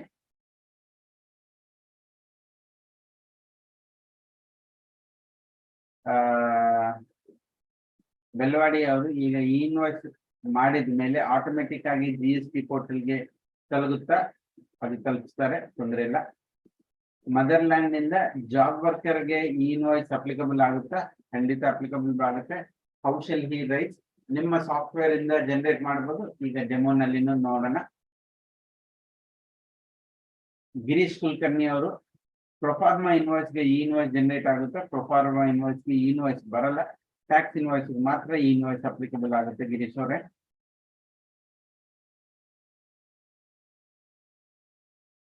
ಬಸವರಾಜ್ ಅವರಿಂದ ನಮ್ಗೆ ಇನ್ವಾಯ್ಸ್ ಅಪ್ಲಿಕಬಲ್ ಆಗುತ್ತೆ, ಬಟ್ ಯಾವುದೋ ಪರಿಸ್ಥಿತಿನಲ್ಲಿ ನಾನು ಇನ್ವಾಯ್ಸ್ ಜನರೇಟ್ ಮಾಡಕ್ಕಾಗಲ್ಲ. 5 days ಆದ್ಮೇಲೆ ಜನರೇಟ್ ಮಾಡ್ಬೋದಾ? ಖಂಡಿತ ಮಾಡ್ಬೋದು. ಗೌರ್ಮೆಂಟ್ ಪೋರ್ಟಲ್ ಪರ್ಮಿಟ್ ಮಾಡುತ್ತೆ. ಮಂಜುನಾಥ್ ಕಡೆಯಿಂದ ಪ್ರಶ್ನೆ, ಇನ್ವಾಯ್ಸ್ ಜನರೇಟ್ ಆದ್ಮೇಲೆ ಅದನ್ನ ಎಡಿಟ್ ಅಥವಾ ಕ್ಯಾನ್ಸಲ್ ಮಾಡಕ್ಕಾಗುತ್ತಾ? ಎಡಿಟ್ ಅನ್ನೋದು ಆಪ್ಷನ್ ಇಲ್ಲ. ಒಂದು ಸಾರಿ ಜನರೇಟ್ ಮಾಡಿದ್ರೆ ನಾನೊಂದು ಚೂರು ಫುಲ್ ಸ್ಟಾಪ್, ಕಾಮ, ಸ್ಪೇಸ್, ನನ್ನ ಅಮೌಂಟ್ ಚೇಂಜ್ ಮಾಡ್ತಾ ಇಲ್ಲ, ಪಾರ್ಟಿನಿ ಬರೀ ನರೇಶನ್ ಏನೋ ನಾನು ಮಾಡ್ತಾ ಇರೋದು ಪೆನ್ಸಿಲ್ ಮಾಡ್ತಾ ಇದ್ದೀನಿ, but by mistake pen select ಆಗಿದೆ, ಚೇಂಜ್ ಮಾಡ್ಬೇಕು. ಯಾವುದು ಚೇಂಜ್ ಮಾಡಂಗಿಲ್ಲ, ಮಾಡಕ್ಕಾಗಲ್ಲ. ಕ್ಯಾನ್ಸಲ್ ಮಾಡ್ಬೋದಾ? ಖಂಡಿತ, ಬಟ್ 24 hours 24 ಗಂಟೆ ಆದ್ಮೇಲೆ ಅದು ಕ್ಯಾನ್ಸಲೇಷನ್ಗೆ ಬಿಡಲ್ಲ. ಓಕೆ, ಸೊ ಇದರಲ್ಲಿ ನಾವು ಗಮನಿಸಬೇಕಾಗಿರೋ ವಿಷಯ, ನಮ್ಮ ಬುಕ್ಸ್ ಇರುತ್ತೆ, ಇನ್ವಾಯ್ಸ್ ಪೋರ್ಟಲ್ ಇರುತ್ತೆ, GSTR 1 ಇರುತ್ತೆ. ಈಗಲೇ ನಾನು ಹೇಳಿದ್ದೀನಿ 24 hours ಆದ್ಮೇಲೆ ಕ್ಯಾನ್ಸಲೇಷನ್ ಆಗಲ್ಲ. ಆ ಸಂದರ್ಭದಲ್ಲಿ ನೀವು ಪ್ರಾಪರ್ ಸಾಫ್ಟ್ವೇರ್ ಯೂಸ್ ಮಾಡಿಕೊಂಡು ಒಂದು ರಿಕನ್ಸಿಲೇಷನ್ ಇಟ್ಕೋಬೇಕು. ನನ್ನ ಬುಕ್ಸ್ ಅಲ್ಲಿ ಇರೋ ಡೇಟಾ ಏನು, ಗೌರ್ಮೆಂಟ್ ಪೋರ್ಟಲ್ ಅಲ್ಲಿ ಇರೋ ಡೇಟಾ ಏನು, ಅದರಲ್ಲಿರೋ ವ್ಯತ್ಯಾಸ ಏನು. ಕೆಲವು ಸಂದರ್ಭದಲ್ಲಿ ನಾನು ಇನ್ವಾಯ್ಸ್ ಹಾಕಿರ್ತೀನಿ, ಇನ್ವಾಯ್ಸ್ ಜನರೇಟ್ ಮಾಡಿರಲ್ಲ, ಮರ್ತು ಬಿಟ್ಟಿರ್ತೀನಿ. ಸೊ ಆ ತರ ಏನು ಮಾಡ್ಬೋದು ಅನ್ನೋದು ನಾವು ತಿಳ್ಕೋಬೇಕು. ಯಾವ ಟೈಮಲ್ಲಿ ಜನರೇಟ್ ಮಾಡಬೇಕು, ವೆರಿ ಇಂಪಾರ್ಟೆಂಟ್. ನಾನು ರೆಗ್ಯುಲರ್ ಆಗಿ ಹೇಗೆ ಇನ್ವಾಯ್ಸ್ ಮಾಡ್ತಾ ಇದ್ದೀನೋ ಅದೇ ಸಂದರ್ಭದಲ್ಲಿ. ಸೊ ಈಗ ನಾನೊಂದು ಹೋಟೆಲ್ ಕಸ್ಟಮರ್ ಬಂದ್ರೆ ಚೆಕ್ಔಟ್ ಮಾಡೋದಕ್ಕೆ, ಚೆಕ್ಔಟ್ ಸಂದರ್ಭದಲ್ಲಿ ಇನ್ವಾಯ್ಸ್ ಇಶ್ಯೂ ಮಾಡ್ತೀನಿ. ಸೊ ಕಸ್ಟಮರ್ ಎದುರುಗಡೆನೆ ಇದ್ದಾರೆ, ನಾನು ಇನ್ವಾಯ್ಸ್ ಮಾಡಿ ಈ ಇನ್ವಾಯ್ಸ್ ಮಾತ್ರನೇ ಇಶ್ಯೂ ಮಾಡಬೇಕು, ಬೇರೆ ಏನು ಮಾಡಂಗಿಲ್ಲ. E-way bill ಮಾಡ್ಲೇಬೇಕಾ? ಇನ್ವಾಯ್ಸ್ ಆದ್ಮೇಲೆ ಖಂಡಿತ ಮಾಡಬೇಕು. ಇದು ರೂಲ್ 48, ಅದು ರೂಲ್ 138, ಎರಡು ಬೇರೆ ಬೇರೆ ರೂಲ್ಸ್. ಇನ್ವಾಯ್ಸ್ ಮಾಡ್ಲೇಬೇಕು, ಇ-ವೇ ಬಿಲ್ಲು ಮಾಡ್ಲೇಬೇಕು. ಒಂದೇ ಒಂದು ನಮ್ಗೆ ರಿಲ್ಯಾಕ್ಸೇಷನ್, ಇ-ವೇ ಬಿಲ್ಲು 50,000 ಮೇಲೆ ಪಟ್ಟಿರೋ ಐಟಮ್ಸ್ಗೆ ಇ-ವೇ ಬಿಲ್ ಅನ್ವಯಿಸಲ್ಲ. ಅದಕ್ಕೋಸ್ಕರ ಎಲ್ಲಿ ಇ-ವೇ ಬಿಲ್ ಅಪ್ಲಿಕಬಲ್ ಆಗುತ್ತೋ ಆ ಪ್ರಾವಿಷನ್ಸ್ ಮಾತ್ರ ಇ-ವೇ ಬಿಲ್ ಮಾಡಬೇಕು. ಫಾರ್ ಎಕ್ಸಾಂಪಲ್, ನಾನು B2C ಕಸ್ಟಮರ್ಗೆ ಸಪ್ಲೈ ಮಾಡ್ತೀನಿ, ಈ ಇನ್ವಾಯ್ಸ್ ಅಪ್ಲಿಕಬಲ್ ಆಗಲ್ಲ, ಇ-ವೇ ಬಿಲ್ ಮಾತ್ರ ಅಪ್ಲಿಕಬಲ್ ಆಗುತ್ತೆ. ಆ ಸಂದರ್ಭದಲ್ಲಿ ಇನ್ವಾಯ್ಸ್ ಮಾಡಲ್ಲ, ಬಟ್ ಇ-ವೇ ಬಿಲ್ ಮಾಡ್ತೀನಿ. ಆ ತರ ನೀವು ಗಮನಿಸಬೇಕು, ಯಾವ ಐಟಮ್ಸ್ಗೆ ಇ-ವೇ ಬಿಲ್ ಅಪ್ಲಿಕಬಲ್ ಆಗುತ್ತೋ ಅದಕ್ಕೆ ಇ-ವೇ ಬಿಲ್ ಮಾಡಬೇಕು. ಇನ್ವಾಯ್ಸ್ ಅಲ್ಲಿ ಏನ್ ಪ್ರಿಂಟ್ ಮಾಡಬೇಕು? ಇನ್ವಾಯ್ಸ್ ಅಲ್ಲಿ 46 ಸಬ್ ರೂಲ್ R ಪ್ರಕಾರ ಗವರ್ಮೆಂಟ್ ಇಂದ ಬಂದಿರೋ QR ಕೋಡ್ ನ ನಮ್ಮ ಇನ್ವಾಯ್ಸ್ ರೆಫರೆನ್ಸ್ ನಂಬರ್ ಇರೋ QR ಕೋಡ್ ನ ಎಂಬೆಡ್ ಮಾಡಿ ಪ್ರಿಂಟ್ ಮಾಡಬೇಕು. ಟ್ರಾನ್ಸ್ಪೋರ್ಟ್ ಸಂದರ್ಭದಲ್ಲಿ ಅದು ಡಿಜಿಟಲ್ ಡಿಸ್ಪ್ಲೇ ತೋರಿಸಿದ್ರೆ ಸಾಕು, ಫಿಸಿಕಲ್ ಆಗಿ ತಗೊಂಡೋಗಿ ಅವಶ್ಯಕತೆ ಇರಲ್ಲ. ಈ ಇನ್ವಾಯ್ಸ್ ನಮ್ಮ ಕಸ್ಟಮರ್ಗೆ ಸೇರುತ್ತಾ? ಸೇರಲ್ಲ. ಸದ್ಯಕ್ಕೆ ಈ ಇನ್ವಾಯ್ಸ್ ಸಪ್ಲೈಯರ್ ಆಗಿರೋದ್ರಿಂದ ನೀವು ಸಬ್ಮಿಟ್ ಮಾಡಿದ್ರೆ ನಿಮ್ಗೂ ಮಾತ್ರ ವಾಪಸ್ ಬರುತ್ತೆ, ಕಸ್ಟಮರ್ಗೆ ಗವರ್ಮೆಂಟ್ ಪೋರ್ಟಲ್ ಕಡೆಯಿಂದ ಕಸ್ಟಮರ್ಗೆ ಸೇರಲ್ಲ.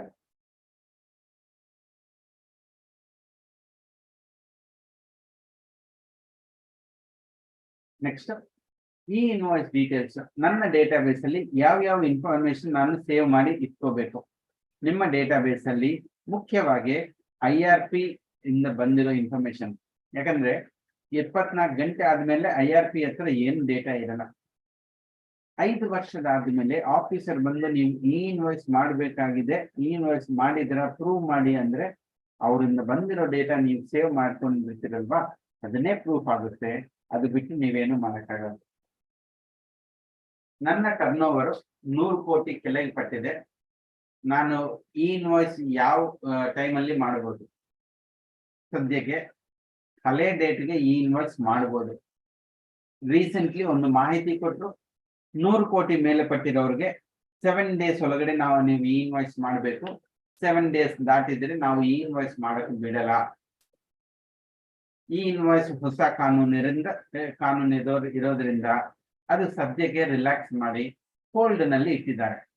ಸೊ ಸದ್ಯಕ್ಕೆ ಈವನ್ ಯಾರು ಮೊದಲನೇ ಕೇಳಿದ್ರು, ಹಿಂದಿನ ವರ್ಷ ನಾನು ಈ ಇನ್ವಾಯ್ಸ್ ಮಾಡಿಲ್ಲ, ಈಗ ಮಾಡಬಹುದಾ? ಖಂಡಿತ ಮಾಡಬಹುದು. ಕ್ಯಾನ್ಸಲೇಷನ್ ನಮ್ಗೆಲ್ರಿಗೂ ಗೊತ್ತು. ಈಗ ಜನರೇಟ್ ಮಾಡಿದ್ರೆ ನಾಳೆ ಮಧ್ಯರಾತ್ರಿ 12 o'clock ಒಳಗಡೆ ಕ್ಯಾನ್ಸಲ್ ಮಾಡಬೇಕು. ಅದಾದ ನಂತರ ಕ್ಯಾನ್ಸಲೇಷನ್ ಮಾಡಕ್ಕಾಗಲ್ಲ. ಏನಾದ್ರೂ ಎಡಿಟ್ ಮಾಡಬಹುದಾ? ಖಂಡಿತ ಮಾಡಕ್ಕಾಗಲ್ಲ. ಒಂದು ಚೂರು, ಒಂದು ಡಾಟ್, ಒಂದು ಕಾಮನ್ನು ಅದರಲ್ಲಿ ಸೇರ್ಸಕ್ಕಾಗಲ್ಲ. ನಾನು 24 ಗಂಟೆ ಒಳಗಡೆ ಕ್ಯಾನ್ಸಲ್ ಮಾಡಿಲ್ಲ ಅಂದ್ರೆ ಅದು GSTR 1ಗೆ ಹೊಟ್ಟೋಗಿರ್ಬೋದು. ನೀವು ನಿಮ್ಮ ಬುಕ್ಸ್ ಆಫ್ ಅಕೌಂಟ್ಸ್ ಅಲ್ಲಿ ಕ್ಯಾನ್ಸಲ್ ಮಾಡಿಕೊಂಡು ನಿಮ್ಮ GST ರಿಟರ್ನ್ಸ್ ಅಲ್ಲಿನೂ ನೀವು ಕ್ಯಾನ್ಸಲ್ ಮಾಡಬೇಕು. ಇನ್ ಕೇಸ್ ನಾನು ಮರ್ತು ಬಿಟ್ಟೆ, ಸೊ ನೀವು ಎಡಿಟ್ ಮಾಡಿ ಕ್ಯಾನ್ಸಲ್ ಮಾಡಬೇಕು. ಏನೂ ಮಾಡಕ್ಕಾಗಲ್ಲ. ಈ ಇನ್ವಾಯ್ಸ್ ಟೆಕ್ನಿಕಲ್ ಆಸ್ಪೆಕ್ಟ್ಸ್ ಹೋಗೋದಕ್ಕೆ ಮುಂಚೆ ನಿಮ್ಗೆ ಏನಾದ್ರೂ ಡೌಟ್ಸ್ ಇದ್ರೆ ನಿಮ್ಮ ಕ್ವಶನ್ಸ್ ಚಾಟ್ ಮುಖಾಂತರ ಕೇಳ್ಬೋದು.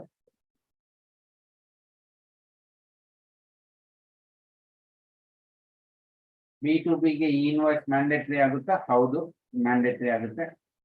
ಆಲ್ಟರ್ನೇಟಿವ್ ಆಫ್ ಈ ಇನ್ವಾಯ್ಸ್ ಆಲ್ಟ್ರೇಷನ್, ಗಿರೀಶ್ ಅವರೇ ಡೆಮೋನಲ್ಲಿ ನಮ್ಮ ಜೊತೆ ವಸಿಷ್ಠ, ಉತ್ಕರ್ಷ್, ಅಜಾರ್ ಇದ್ದಾರೆ ನನ್ನ ಜೊತೆ.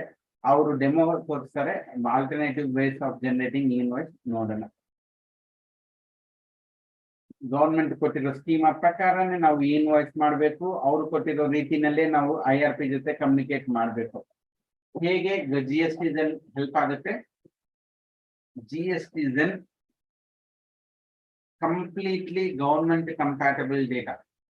ಸೊ ಅವರು ಯಾವ ಟೈಮ್ ಟು ಟೈಮ್ ಏನೇನು ಚೇಂಜಸ್ ಮಾಡಿದ್ರು ಆ ಚೇಂಜಸ್ ತಕ್ಕ ನಿಮ್ಮ ERP ನಲ್ಲಿ ಚೇಂಜಸ್ ಮಾಡದೆ ಆ ಸ್ಕೀಮನ GST ಗವರ್ಮೆಂಟ್ ಕೊಟ್ಟಿರೋ ಫಾರ್ಮ್ಯಾಟ್ ಅಲ್ಲಿ ಕನ್ವರ್ಟ್ ಮಾಡಿ ಸಬ್ಮಿಟ್ ಮಾಡುತ್ತೆ.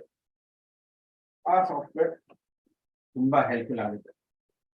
ಸಾಫ್ಟ್ವೇರ್ GST ಸ್ಕೀಮ ನಾವು ಓಪನ್ ಮಾಡಿ ನೋಡಿದ್ರೆ ನಮ್ಗೆ ಬಹಳಷ್ಟು ಸೆಕ್ಷನ್ಸ್ ಇದ್ದಾವೆ. ಸೊ ನಾವು ಒಂದು ಇನ್ವಾಯ್ಸ್ ನೋಡಿದ್ರೆ ಇನ್ವಾಯ್ಸ್ ಅಲ್ಲಿರೋ ಪ್ರತಿಯೊಂದು ಬಾಕ್ಸ್ ಒಂದು ಸೆಕ್ಷನ್ ಅಂತೀವಿ. ಕೆಲವರು ಮ್ಯಾಂಡೇಟರಿ ಸೆಕ್ಷನ್ ಇದೆ, ಕೆಲವರು ನಾನ್ ಮ್ಯಾಂಡೇಟರಿ ಸೆಕ್ಷನ್ ಇದೆ. ನೀವು ಒಂದು ಇನ್ವಾಯ್ಸ್ ನೋಡಿದ್ರೆ ಇದರಲ್ಲಿ ಒಂದು seller details, buyer details, document details, line, amount, ಇದು ರೆಡ್ ಕಲರ್ ಅಲ್ಲಿ ಇದೆ, ಮ್ಯಾಂಡೇಟರಿ. ಇದು ಬಿಟ್ಟು ನಮ್ಮ ಇನ್ವಾಯ್ಸ್ ಅಲ್ಲಿ ಪೇಮೆಂಟ್ ಟರ್ಮ್ಸ್ ಆಗಿರ್ಬೋದು, bill to ship to details ಆಗಿರ್ಬೋದು, ರೆಫರೆನ್ಸ್ ಡೀಟೇಲ್ಸ್ ಆಗಿರ್ಬೋದು. ಸೊ ಕೆಲವುದು ನಾನ್ ಮ್ಯಾಂಡೇಟರಿ ಇನ್ಫಾರ್ಮೇಶನ್ ಇರುತ್ತೆ. ಸೊ ನಮ್ಗೆ ಕ್ಲಿಯರ್ ಆಗಿ ಗೊತ್ತಾಗ್ಬೇಕು ಯಾವ ಇನ್ಫಾರ್ಮೇಶನ್ ಮ್ಯಾಂಡೇಟರಿ, ಯಾವ ಇನ್ಫಾರ್ಮೇಶನ್ ಮ್ಯಾಂಡೇಟರಿ ಇಲ್ಲ. ನಾವು ಸ್ಕೀಮಾ ನೋಡಿದ್ರೆ 133 ಫೀಲ್ಡ್ಸ್ ಇದಾವೆ.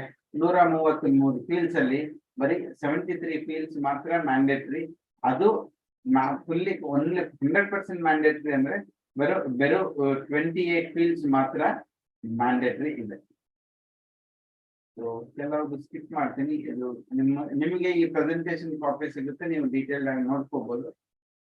GST ಮುಖಾಂತರ ಹೇಗೆ ಈ ಇನ್ವಾಯ್ಸ್ ಜನರೇಟ್ ಮಾಡಬಹುದು? GST ನಲ್ಲಿ ಮಲ್ಟಿಪಲ್ ಆಪ್ಷನ್ಸ್ ಇದಾವೆ. ಮೊದಲನೇದು ಎಕ್ಸೆಲ್ ಮುಖಾಂತರ ಒಂದು ಡ್ರ್ಯಾಗ್ ಅಂಡ್ ಡ್ರಾಪ್ ಪದ್ಧತಿನಲ್ಲಿ we can easily generate the invoice. ನಿಮ್ಮ ಓನ್ ಸಾಫ್ಟ್ವೇರ್ ಅಲ್ಲಿ ODBC ಅಥವಾ ಡೈರೆಕ್ಟ್ ಡೇಟಾಬೇಸ್ ಇಂಟಿಗ್ರೇಷನ್ ಮಾಡಬಹುದು. ಅಥವಾ ಯಾವ್ದಾದ್ರು ಸ್ಟ್ಯಾಂಡರ್ಡ್ ಸಾಫ್ಟ್ವೇರ್ ಟ್ಯಾಲಿ SAP ನಲ್ಲಿ ಒಂದು ಬಟನ್ ಇನ್ಸರ್ಟ್ ಮಾಡಿ ಆ ಬಟನ್ ಮುಖಾಂತರ ಈ ಇನ್ವಾಯ್ಸ್ ಜನರೇಟ್ ಮಾಡಬಹುದು. ನಾವು ಇವತ್ತಿನ ಡೆಮೋನಲ್ಲಿ ಎಕ್ಸೆಲ್ ಕನೆಕ್ಟರ್, ಡೇಟಾಬೇಸ್ ಇಂಟಿಗ್ರೇಟರ್, ಟ್ಯಾಲಿಯಿಂದ ಹೇಗೆ ಜನರೇಟ್ ಮಾಡಬೇಕು ಅನ್ನೋದು ನಾವು ಡೆಮೋ ಮಾಡೋಣ. ಸೊ ಇದಕ್ಕೆ ನಾನು ನಮ್ಮ ಕೊಲೀಗ್ ವಸಿಷ್ಠ್ ಮತ್ತು ಉತ್ಕರ್ಷ್ನ ಇನ್ವೈಟ್ ಮಾಡ್ತೀನಿ. ಅವರು ಸ್ಕ್ರೀನ್ ನ ಪ್ರೆಸೆಂಟ್ ಮಾಡಿ ಡೆಮೋ ಕೊಡೋದಕ್ಕೆ. Sure. Yes, I'll share my screen. Yes.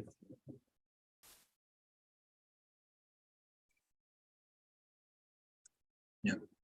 Can you see my screen, sir? Yes. Okay. So good afternoon, everyone. So this is the dashboard of GSTZen. As sir was mentioning that we have various offerings in GSTZen through which you can generate e-invoicing. So I would be showing you 3 of the offerings that are given by GSTZen. The first one, I would start with the billing software. So as soon as you log in into GSTZen page, this is the page that you would see, and there are all the GSTs that are managed by you. It would also give you a brief idea of GSTR1, GSTR3B9, whether it's filed or not, and some of the quick links which would be helpful for you. So if I want to generate e-invoice with billing software, I have to just click on the GST number, and then I have to go to create invoice. Now, as you can see, I have entered into a page which looks like a form where I have to enter the details of an invoice, where I would be entering a document number. The feature of this document number is that whenever you enter a sequence, let's say today I've entered webinar demo 2. Now next time when I would generate another invoice, it would always follow a sequence. So next time it would be automatically incremented to webinar demo 3, so that it always follows a pattern that you set. So you do not have to increment every time. So let me again start. Now I have entered the document number. Let me enter the document date. I would take today's date, and the document type is invoice. In the recipient details, I will add one of yeah. So as you can see, I just typed the name of the company, and all the recipient details got auto-filled. It is because all your recipient details data can be stored in the customer master of GSTZen. Then you do not have to fill each and every blank here. It would get automatically filled. Similarly, if I want to select a product here, let's say chair, and the HSN code, the price, the quantity, everything gets auto-filled. It's because that we have already stored in the master data of GSTZen of this account. If you want to make any alterations, it can also be done, and then you can just save it. Then there are some other details also, like TCS charges, reference details, additional details. Accordingly, you can just fill it and then create an invoice. Now, once I click on review, I land into a page which shows me an invoice, and which shows that e-invoice is yet not generated. Let's see how an invoice looks like before it is an e-invoice. So this is how a basic tax invoice looks like in GSTZen format. Now, as soon as I click on this, click here to generate e-invoice, you would see that some of the details have changed, and it would say that e-invoice is generated. There would be also details like IRN, acknowledgement date, acknowledgement number. And let's now see the PDF. Now you would notice that there are some additional things that are added into the tax invoice. The first one is the IRN, the second is acknowledgement number and date, and then the QR code. The QR code obviously contains the high level data where you have all the details of the invoice, which are in encrypted form. So this is how in the first method you can generate e-invoice through billing software. Now let's say if you want to generate e-waybill as well. So for that, you have to just click on create e-waybill. You will always put the distance as 0, because the distance between the 2 pin codes that you have selected between the seller details and the recipient details can be calculated automatically. Now here you have to enter the vehicle details. I would enter a vehicle details. And then I would select the road, mode of transport as road, and then click on generate e-waybill. Now, as you can see, this e-waybill number is also appearing with date, with valid and up to. All the details are appearing. Now, let's again see the PDF.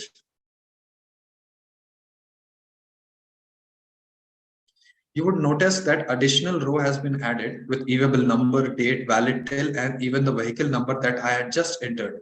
And you can verify it with the number or with the time also that is there. Okay. So let's do another form of integration, that is the Excel integration. For that, I would again come back to the home page, the dashboard page, and here I would click on the GST number through which I want to generate the e-invoice. Again, I would go into here.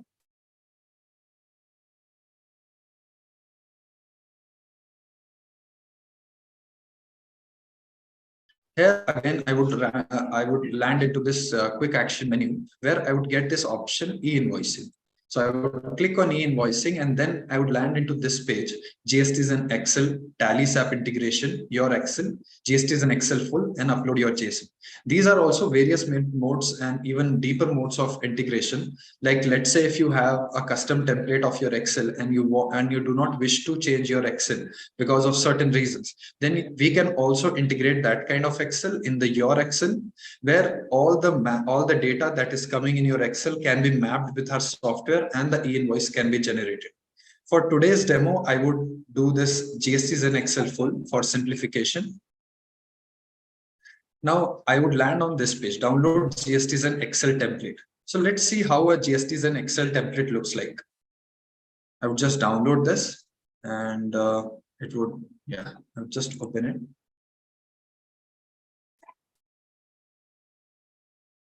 So this is how the Excel looks like. I will just do this enable editing. The first page talks about the various details that needs to be added in the invoice. It also contains a very important field, which is mandatory and optional, which are the fields which has to go into the invoice as per the invoice scheme of NIC and which are not required. So if you see that invoice level details like document type, document number, document date, these are mandatory fields that are required.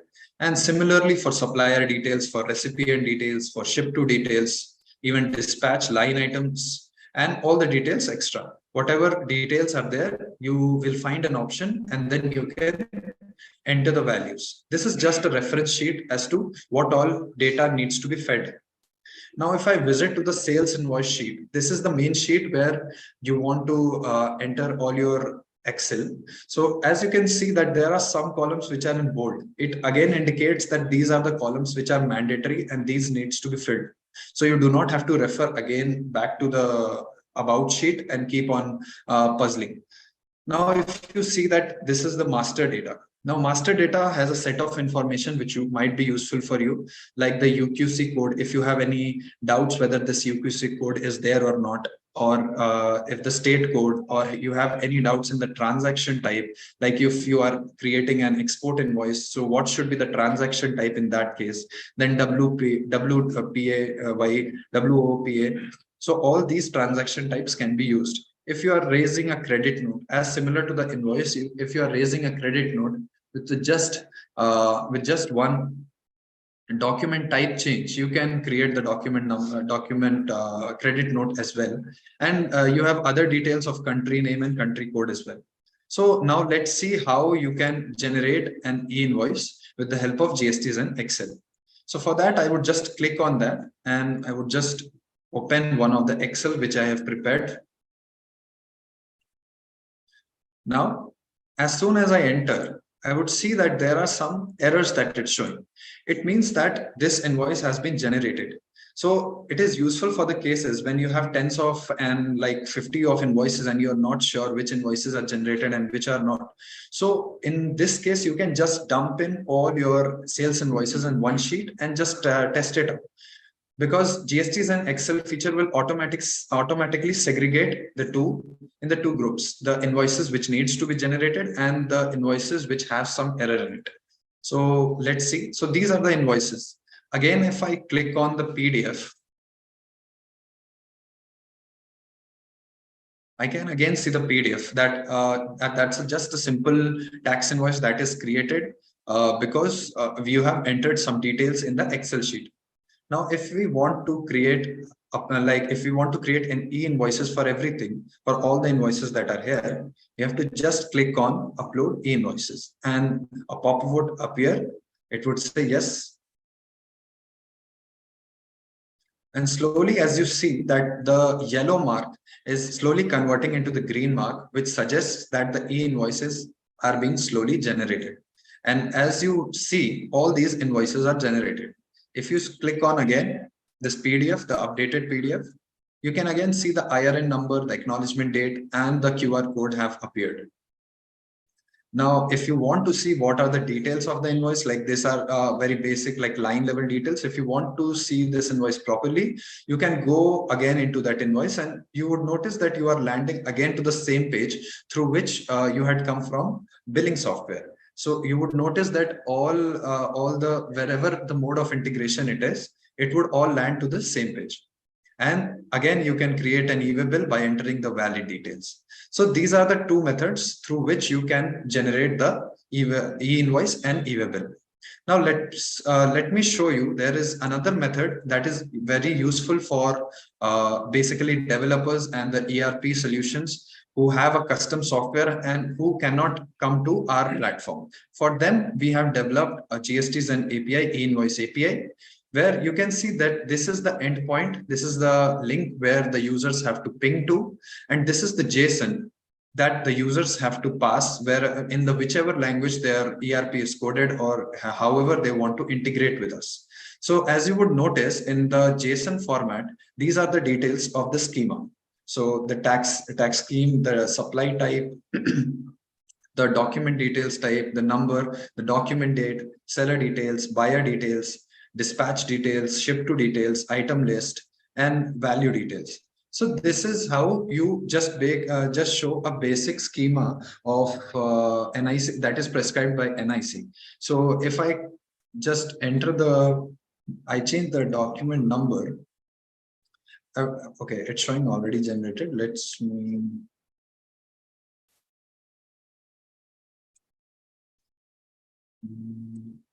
Okay.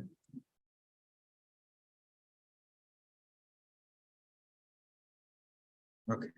So as you can see, why it was showing that IRN already generated, because that document number I had already used it. So the GSTs and message feature would always show that whether you are pinging to the same with the same document number again. So as I've changed a little bit in the string of the document number, you can see that the status is 1 and it's showing IRN is generated. Now, this message contains all the details what it was mentioned in the PDF that we were seeing on the front end of GSTs, like let's say acknowledgement number, acknowledgement date, even the signed QR code, signed invoice. And you would also notice that we have added the invoice PDF URL as well. So you do not have to visit to our page to get the invoices. So if I just copy that and prefix it with my.gstzen.in, then just paste the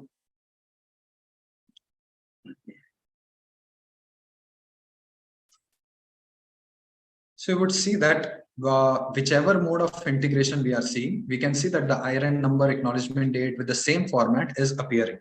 So this is how you can generate the e-invoices. Now, if you want to generate an e-way bill also, so what you have to do, nothing more complicated you have to do. You have to just add another dictionary. For that, let's go to this. I would just change the document number to 17. And I would show you what is the difference if you want to generate an e-way bill along with the e-invoice. The difference lies here in the dictionary, that is e-way bill details, which has the trans ID, trans name, trans mode, distance, vehicle number, and vehicle type.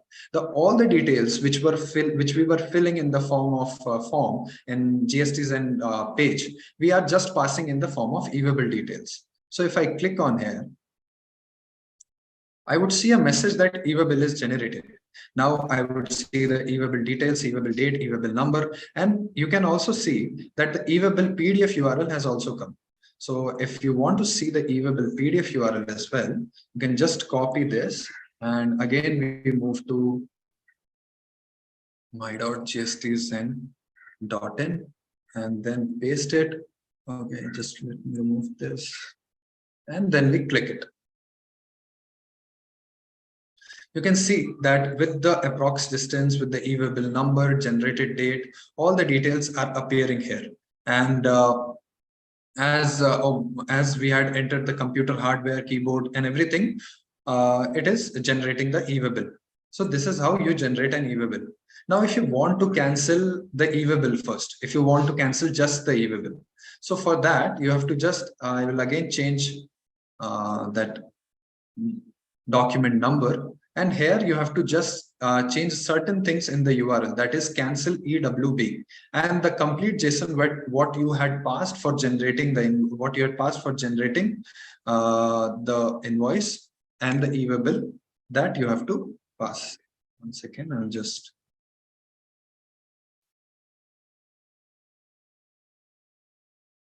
So if I click on send, it would say that e-waybill is cancelled. Now you would notice that in the response, the e-waybill PDF URL and the QR code URL is gone, and you would see a unique feature that is added from GSTZen, that you can see whenever the iron status is gen, it means that the iron is generated, but e-waybill status is can, it means that it's cancelled. Now, last but not the least, if you want to cancel the e-invoice also, so if we go here and then again change the document number, we have to just change the URL from e-invoice JSON and then add a cancel after that. So we just hit. So it is saying that cannot cancel because the IRN generated more than 24 hours ago. So it's the same reminder that Venu sir was telling in the demo, that if the 24 hours has passed after the generation, you cannot cancel it. Now, if I want to show you the GSTN validator, so this is a new product that we have launched, and this helps you to get the details of a particular GST IN. And here you can add the GST, like pass the GST number once, and then you will get the details of it.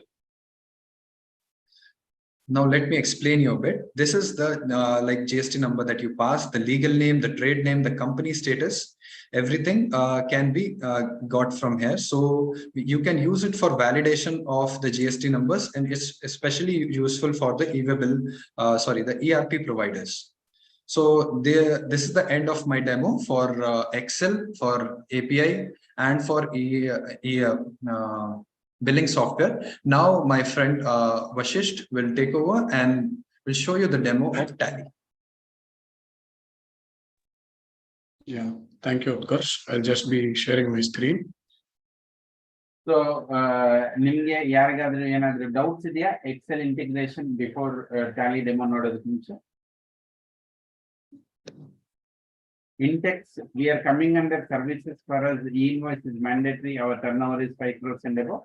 E-invoice goods ಅಥವಾ services ಎರಡಿಗೂ ಅನ್ವಯಿಸುತ್ತೆ. So service ಅವರು e-invoice generate ಮಾಡಬೇಕು. ಹೇಗೆ generate ಮಾಡಬಹುದು, ಈಗ ಡೆಮೋನಲ್ಲಿ ನೋಡಿದ್ವಿ, same ಅದೇ ತರ service ಅವ್ರಿಗೂ ಅಪ್ಲಿಕೇಬಲ್ ಆಗುತ್ತೆ. ವಸಿಷ್ಠ, ನೀವು ಟ್ಯಾಲಿ ಮುಖಾಂತರ ಡೆಮೋ ತೋರಿಸ್ತೀವಿ. Okay, sir. Thank you. I'll just share my screen. Yes. Is my screen visible, sir? Yeah, screen is visible. Before you start, ಮೊದಲನೇದು ನಾವು ಟ್ಯಾಲಿ ERP 9 ಇಂದ ಡೆಮೋ ತೋರಿಸ್ತಾ ಇದ್ದೀವಿ. ಟ್ಯಾಲಿ ಪ್ರೈಮ್ ಅಲ್ಲಿ ಹೇಗೆ ಆಗುತ್ತೆ ಅನ್ನೋದನ್ನು ಇದೇ ರೀತಿ ಒಂದು GSTZen ಅಂತ ಒಂದು ಬಟನ್ ಆಡ್ ಆಗುತ್ತೆ, ಅಲ್ಲಿಂದ ಆಗುತ್ತೆ. ಯಾಕೆ ನಾವು ಟ್ಯಾಲಿ ERP 9 ಇಂದ ಡೆಮೋ ತೋರಿಸ್ತಾ ಇರೋದು, ಸುಮಾರು ಜನ ಸ್ಮಾಲ್ ಡೀಲರ್ಸ್ ಇನ್ನು ಟ್ಯಾಲಿ ಪ್ರೈಮ್ ಗೆ ಅಪ್ಗ್ರೇಡ್ ಮಾಡ್ಕೊಂಡಿಲ್ಲ, ಮೈಗ್ರೇಟ್ ಆಗಿಲ್ಲ, ಅವರು ಇನ್ನೂ ಟ್ಯಾಲಿ ERP 9 ಅಲ್ಲಿ ಇದ್ದಾರೆ. ಅಥವಾ ನೀವು ಟ್ಯಾಲಿನಲ್ಲಿ ಕೆಲವು ಕಸ್ಟಮೈಸೇಷನ್ಸ್ ಮಾಡಿರ್ತೀರಾ, ಆ ಕಸ್ಟಮೈಸೇಷನ್ಸ್ ಗೆ ನೀವು ಇನ್ನೂ ಟ್ಯಾಲಿ 9 ERP 9 ಅಲ್ಲೇ ಇದ್ದೀರಾ. ಈ ಇನ್ವಾಯ್ಸ್ ಟ್ಯಾಲಿ ERP 9 ಮುಖಾಂತರ ಜನರೇಟ್ ಆಗಲ್ಲ. ಟ್ಯಾಲಿ ERP 9 ಇಂದ ಈ ಇನ್ವಾಯ್ಸ್ ಜನರೇಟ್ ಆಗ್ಬೇಕು ಅಂದ್ರೆ GSTZen ಕೊಟ್ಟಿರೋ ಯುಟಿಲಿಟಿನ ನೀವು ಆಡ್ ಮಾಡ್ಕೊಂಡ್ರೆ ಆ ಸಂದರ್ಭದಲ್ಲಿ ಮಾತ್ರನೇ ನಿಮ್ಗೆ ಟ್ಯಾಲಿ ERP 9 ಇಂದ ಈ ಇನ್ವಾಯ್ಸ್ ಜನರೇಟ್ ಆಗುತ್ತೆ. ಟ್ಯಾಲಿ ಅದ್ರದ್ದು ಫೀಚರ್ಸ್ ರೆಸ್ಟ್ರಿಕ್ಷನ್ಸ್ ಕಾರಣಕ್ಕೆ ಅದು ERP 9 ಸೆಟ್ ಆಗಲ್ಲ ಅಂತ ಅದು ಟ್ಯಾಲಿ ಪ್ರೈಮ್ ಗೆ ಅಪ್ಗ್ರೇಡ್ ಆಗಿದೆ. ಇನ್ ಕೇಸ್ ನೀವು ಹಳೆ ಸಾಫ್ಟ್ವೇರ್ ಅಲ್ಲಿ ಇದ್ರೆ ನೀವು ಟ್ಯಾಲಿ ERP9 ಮುಖಾಂತರ ಹೇಗೆ ಈ ಇನ್ವಾಯ್ಸ್ ಇ-ವೇ ಬಿಲ್ ಒಂದು ಕ್ಲಿಕ್ ಅಲ್ಲಿ ಜನರೇಟ್ ಮಾಡ್ಬೇಕು ಅನ್ನೋದು ನೋಡ್ತೀವಿ. ಎಸ್ ವಸಿಷ್ಠ.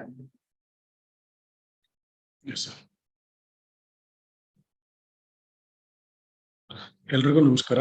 ನಾನು ವಸಿಷ್ಠ GSTZen ಇಂದ. ಇವತ್ತು ನಾನು ನಿಮ್ಗೆ ಟ್ಯಾಲಿ ಮುಖಾಂತರ ಈ ಇನ್ವಾಯ್ಸ್ ಮತ್ತೆ ಇ-ವೇ ಬಿಲ್ ನ ಹೆಂಗೆ ಜನರೇಟ್ ಮಾಡೋದು ಮತ್ತೆ ಕ್ಯಾನ್ಸಲ್ ಮಾಡೋದು ಅನ್ನೋದನ್ನ ತೋರಿಸ್ಕೊಡ್ತೀನಿ. ಅದಕ್ಕೂ ಮುಂಚೆ ನಿಮ್ಮ ಬೇಸಿಕ್ ಟ್ಯಾಲಿ ಗೇಟ್ವೇ ಟ್ಯಾಲಿ ಏನಿದೆ ಅದಕ್ಕೆ TDL ಅನ್ನೋ ಅಪ್ಲಿಕೇಶನ್ ಒಂದನ್ನ ಇನ್ಸ್ಟಾಲ್ ಮಾಡ್ಕೋಬೇಕಾಗತ್ತೆ. ಅದನ್ನ ಮಾಡ್ಕೊಂಡಿದ ತಕ್ಷಣ ನಿಮ್ಗೆ ಇಲ್ಲಿ ನೋಡ್ಬೋದು GSTZen ಅನ್ನೋದೇ ಒಂದು ಎಕ್ಸ್ಟ್ರಾ ಟ್ಯಾಬ್ ಬರುತ್ತೆ. ಇದರಿಂದ ನೀವು ಈ invoice generation, E-way bill generation and cancellation ಮಾಡ್ಬೋದು. ನೀವು ನಮ್ಮ ಸಾಫ್ಟ್ವೇರ್ ನ ಯೂಸ್ ಮಾಡಕ್ ಸ್ಟಾರ್ಟ್ ಮಾಡಿದ ತಕ್ಷಣ TDL ಅಪ್ಲಿಕೇಶನ್ ನಾವೇ ಪ್ರೊವೈಡ್ ಮಾಡ್ತೀವಿ. ಸೊ ಈಗ ಈ GSTZen ಅಲ್ಲಿ ಏನಿದೆ ಅನ್ನೋದನ್ನ ತೋರಿಸ್ತೀನಿ. B2B ಇನ್ವಾಯ್ಸಸ್, ಈ ಇನ್ವಾಯ್ಸ್ ರಿಜಿಸ್ಟರ್ಡ್. ಸೊ ಈ ಇನ್ವಾಯ್ಸ್ ಗಳು ನಾನು ನಾರ್ಮಲ್ ಆಗಿ ನೀವು ಟ್ಯಾಲಿಲಿ ಹೆಂಗೆ ಎಂಟರ್ ಮಾಡ್ತೀರಾ ಸೇಲ್ಸ್ ಇನ್ವಾಯ್ಸಸ್, ಅದೇ ತರಾನೇ ಎಂಟರ್ ಮಾಡಿರೋ ಇನ್ವಾಯ್ಸಸ್. ಇದರಲ್ಲಿ ನೀವು ಒಂದೊಂದು ಇನ್ವಾಯ್ಸಸ್ ಬೇರೆ ಬೇರೆ ಕಲರ್ ಅಲ್ಲಿ ಇರೋದನ್ನ ಕಾಣಬಹುದು. ಈ ಕಲರ್ ಏನೇನ್ ಇಂಡಿಕೇಶನ್ ಅಂತ ಹೇಳೋಣ. ಬ್ಲಾಕ್ ಕಲರ್ ಬಂದು ಪ್ಲೇನ್ ಬ್ಲಾಕ್ ಕಲರ್ ಏನಿದೆ ಅದು ಬಂದು ನಾರ್ಮಲ್ ಜಸ್ಟ್ ಇನ್ವಾಯ್ಸ್. ಅದಕ್ಕೆ ಯಾವುದೇ ಇ-ವೇ ಬಿಲ್ ಅಥವಾ ಈ ಇನ್ವಾಯ್ಸ್ ಆಗ್ಲಿ ಜನರೇಟ್ ಆಗಿರಲ್ಲ. ಆಮೇಲೆ ನಿಮ್ಗೆ ಬ್ಲೂ ಕಲರ್ಡ್ ಏನಿದೆ ಆ ಕಲರ್ಡ್ ಬಂದು ನಿಮ್ಗೆ ಇನ್ವಾಯ್ಸ್ ಜನರೇಟ್ ಆಗಿದೆ, ಅದಕ್ಕೆ ಬರೀ ಈ ಇನ್ವಾಯ್ಸ್ ಮಾತ್ರ ಜನರೇಟ್ ಆಗಿದೆ, ಅಂದ್ರೆ ಇ-ವೇ ಬಿಲ್ ಜನರೇಟ್ ಆಗಿಲ್ಲ ಅದಕ್ಕೆ ಅಂತದನ್ನ ಬ್ಲೂ ಕಲರ್ ಅಲ್ಲಿ ಇಂಡಿಕೇಟ್ ಮಾಡುತ್ತೆ. ಗ್ರೀನ್ ಕಲರ್ ಇರೋದು ಎರಡು ಇ-ವೇ ಬಿಲ್ ಮತ್ತೆ ಈ ಇನ್ವಾಯ್ಸ್ ಎರಡು ಜನರೇಟ್ ಆಗಿರೋದನ್ನ ಗ್ರೀನ್ ಕಲರ್ ಅಲ್ಲಿ ಇಂಡಿಕೇಟ್ ಮಾಡುತ್ತೆ.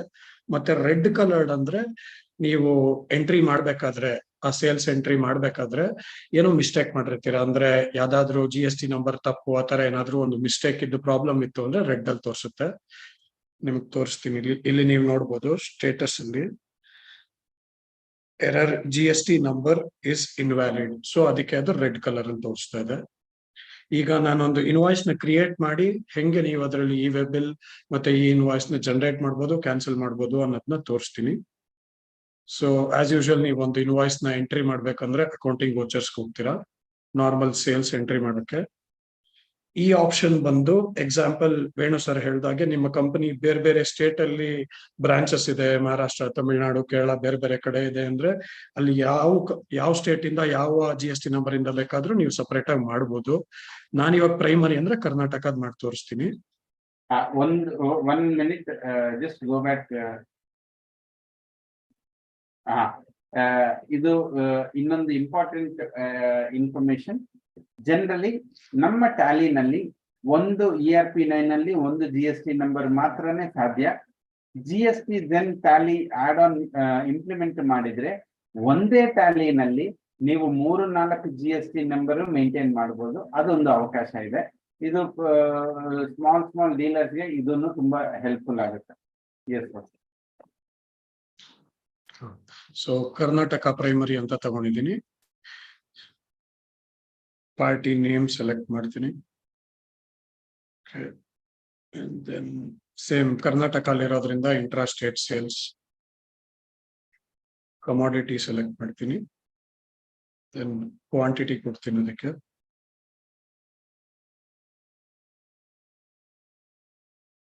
ಇಂಟ್ರಾ ಸ್ಟೇಟ್ಸ್ ಆಗಿರೋದ್ರಿಂದ ನೀವು ನಾರ್ಮಲ್ CGST SGST ಸೇಮ್ ನೀವು ಸೇಲ್ ಎಂಟ್ರಿ ಮಾಡ್ದಂಗೆ.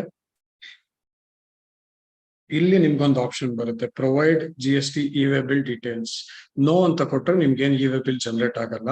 ನೀವು ಎಸ್ ಅಂತ ಕೊಟ್ರಿ ಅಂದ್ರೆ ನಿಮ್ಗೆ ಇದರಲ್ಲಿ ಬೇರೆ ಏನು ಆಡ್ ಮಾಡೋ ಅವಶ್ಯಕತೆ ಇಲ್ಲ. ಡೈರೆಕ್ಟ್ ಆಗಿ ವೆಹಿಕಲ್ ನಂಬರ್ ಆಪ್ಷನ್ ಬಂದು ವೆಹಿಕಲ್ ನಂಬರ್ ಏನಿದೆ ಅದನ್ನ ನೀವು ಎಂಟ್ರಿ ಮಾಡಿದ್ರೆ ಮಿಕ್ಕಿದ್ದು ಆಟೋ ಕ್ಯಾಲ್ಕುಲೇಟ್ ಆಗುತ್ತೆ ನಿಮ್ಗೆ. ಸೊ ವೆಹಿಕಲ್ ನಂಬರ್ ನಾನು ಎಂಟರ್ ಮಾಡಿದ್ದೀನಿ. ಈ ಎಂಟ್ರಿನ ಸೇವ್ ಮಾಡ್ತೀನಿ. ವಸಿಷ್ಠ, ಆ ಎಂಟ್ರಿನ 28th ಜೂನ್ ಒಂದಿನ 2 ದಿನ ಮೇ ಬಿ 22nd ಜೂನ್ಗೆ ಚೇಂಜ್ ಮಾಡ್ಬೋದಾ? ಅವ್ರಿಗೂ ಬ್ಯಾಕ್ ಡೇಟೆಡ್ ಅಲ್ಲಿ ಇನ್ವಾಯ್ಸ್ ಮಾಡೋದು ಅದು ತೋರಿಸಬಹುದು. ರಿಜಿಸ್ಟರ್ ಅಥವಾ ಇನ್ನೊಂದು ಹೊಸ ಎಂಟ್ರಿನ ಚೇಂಜ್ ಮಾಡೋದ್ರಿಂದ ಆಗುತ್ತೆ. Okay sir. 22nd ಜೂನ್ಗೆ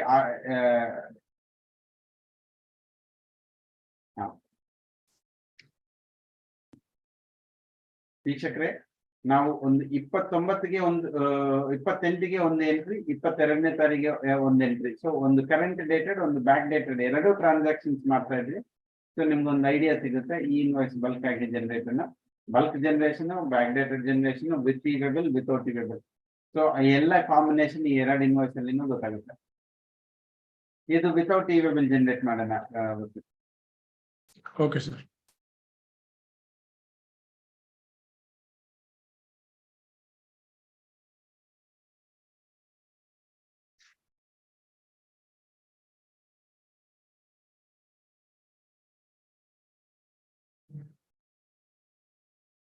ಸೊ ನಿಮ್ಗೆ ಇವೇಬಲ್ ಬೇಡ ಅಂದ್ರೆ ಇಲ್ಲಿ ನೀವು ನೋ ಅಂತ ಸೆಲೆಕ್ಟ್ ಮಾಡಿದ್ರೆ ಇವೇಬಲ್ ಏನ್ ಬರಲ್ಲ. ಸೊ ನಾನು 2 ಎಂಟ್ರೀಸ್ ಸೇವ್ ಮಾಡಿದ್ದೀನಿ. ಈಗ GST ಹೋಗಿ ವಾಪಸ್ ರಿಜಿಸ್ಟರ್ಗೆ ಹೋಗ್ತೀನಿ.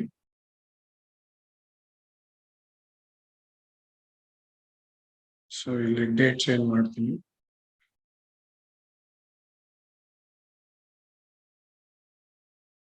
ನೀವು ಇಲ್ಲಿ ನೋಡ್ಬೋದು 22nd ನಾನು ಕ್ರಿಯೇಟ್ ಮಾಡಿದ್ದ ಒಂದು ಇನ್ವಾಯ್ಸ್ ಇಲ್ಲಿದೆ. ಆಮೇಲೆ 28 ಇವತ್ತು ಕ್ರಿಯೇಟ್ ಮಾಡಿದ್ದ ಒಂದು ಇನ್ವಾಯ್ಸ್ ಇದೆ. ಎರಡು ಸೆಲೆಕ್ಟ್ ಮಾಡ್ಬಿಟ್ಟು ನಾನು ಜನರೇಟ್ ಇವೇಬಲ್ ಕೊಡ್ತೀನಿ. ನೀವು ಬರೀ ಒಂದೇ ಇನ್ವಾಯ್ಸ್ ಅಲ್ಲ, ಮಲ್ಟಿಪಲ್ ಇನ್ವಾಯ್ಸಸ್ ನ ಒಟ್ಟಿಗೆ ಸೆಲೆಕ್ಟ್ ಮಾಡೋನು ಇವೇಬಲ್ ಜನರೇಟ್ ಮಾಡ್ಬೋದು. ನಾನು ಇವಾಗ ಜಸ್ಟ್ ನಾವು ಮಾಡಿದ 2 ಎಂಟ್ರೀಸ್ 22nd ಒಂದು 28th ಒಂದು ಎರಡು ಕೊಡ್ತೀನಿ.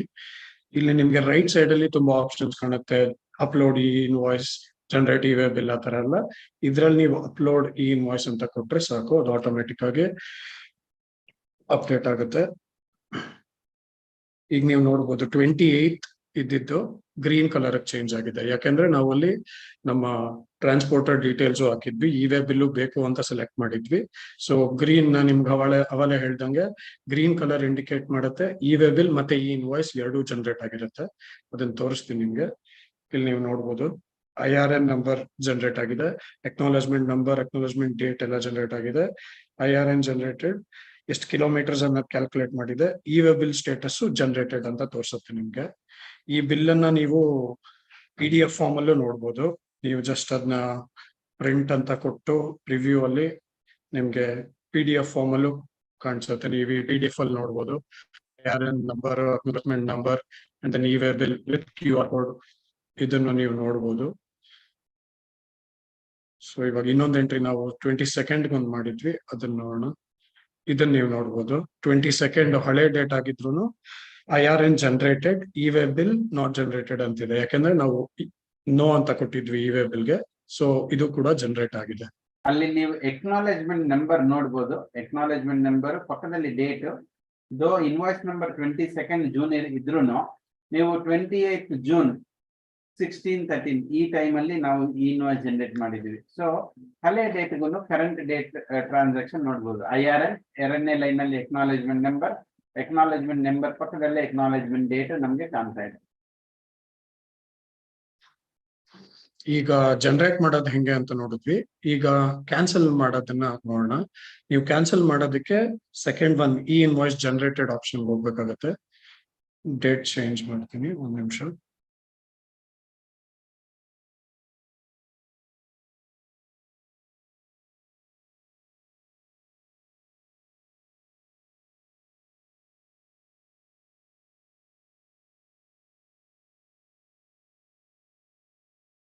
ಓಕೆ, ಸೊ ಈಗ ಇವತ್ತಿನ ಡೇಟಿಗೆ ನಾನು ಕ್ರಿಯೇಟ್ ಮಾಡಿರೋದನ್ನ ಫಸ್ಟ್ ಕ್ಯಾನ್ಸಲ್ ಮಾಡಿ ತೋರಿಸ್ತೀನಿ. ಈಗ ಜಸ್ಟ್ ನಾವು ಕ್ರಿಯೇಟ್ ಮಾಡಿದ್ದಿದ್ದು ಲಾಸ್ಟ್ ಇನ್ವಾಯ್ಸ್ 28th ಇರೋದು 3,71,000. ನೀವು ನೋಡ್ಬೋದು ಅದು ಗ್ರೀನ್ ಕಲರ್ ಅಲ್ಲಿ ಇದೆ. ಸೊ ಅದಕ್ಕೆ ಇವೇಬಲ್ ಮತ್ತೆ ಈ ಇನ್ವಾಯ್ಸ್ ಎರಡೂ ಜನರೇಟ್ ಆಗಿದೆ. ಒಂದು ಏನ್ ನೆನ್ಪಿಟ್ಕೋಬೇಕಾಗಿರೋ ವಿಚಾರ ಅಂದ್ರೆ ಫಸ್ಟ್ ಇದಕ್ಕೆ ಇವೇಬಲ್ ನ ಕ್ಯಾನ್ಸಲ್ ಮಾಡಿ ಆಮೇಲೆ ಈ ಇನ್ವಾಯ್ಸ್ ನ ಕ್ಯಾನ್ಸಲ್ ಮಾಡಕ್ಕಾಗೋದು, ಅದನ್ನೇ ಫಸ್ಟ್ ಮಾಡಕ್ಕಾಗಲ್ಲ. ಸೊ ಫಸ್ಟ್ ನಾನು ಕ್ಯಾನ್ಸಲ್ ಇವೇಬಲ್ ಅಂತ ಕೊಡ್ತೀನಿ. ಈಗ ಇವೇಬಲ್ ಕ್ಯಾನ್ಸಲ್ ಆಯ್ತು, ಆಟೋಮೆಟಿಕ್ ಆಗಿ ಬ್ಲೂ ಕಲರ್ ಚೇಂಜ್ ಆಯ್ತು. ಸೊ ಬರೀ ಈ ಇನ್ವಾಯ್ಸ್ ಮಾತ್ರ ಜನರೇಟ್ ಆಗಿದೆ ಅಂತ ಅರ್ಥ. ಈಗ ಈ ಇನ್ವಾಯ್ಸ್ ನು ಕ್ಯಾನ್ಸಲ್ ಮಾಡಕ್ ಕೊಡ್ತೀನಿ, ಕ್ಯಾನ್ಸಲ್ ಈ ಇನ್ವಾಯ್ಸ್ ಅಂತ ಕೊಡ್ತೀನಿ. ನೋಡ್ಬೋದು ಈ ರಿಜಿಸ್ಟರ್ ಇಂದ ಅದು ಹೋಯ್ತು, ಸೊ ಕ್ಯಾನ್ಸಲ್ ಆಗಿದೆ ಅಂತ. ನಿಮಗೆ ಕ್ಯಾನ್ಸಲ್ ಆಗಿರೋ ಇನ್ವಾಯ್ಸ್ ಎಲ್ಲಿ ಸಿಗುತ್ತೆ ಅಂದ್ರೆ ಈ ಇನ್ವಾಯ್ಸ್ ಕ್ಯಾನ್ಸಲ್ಡ್ ಆಪ್ಷನ್ ಹೋದ್ರೆ ನೀವು ಕ್ಯಾನ್ಸಲ್ ಆಗಿರೋ ಇನ್ವಾಯ್ಸ್ ಇಲ್ಲಿ ನೀವು ಡೇಟ್ ಚೇಂಜ್ ಮಾಡಿ. S sir.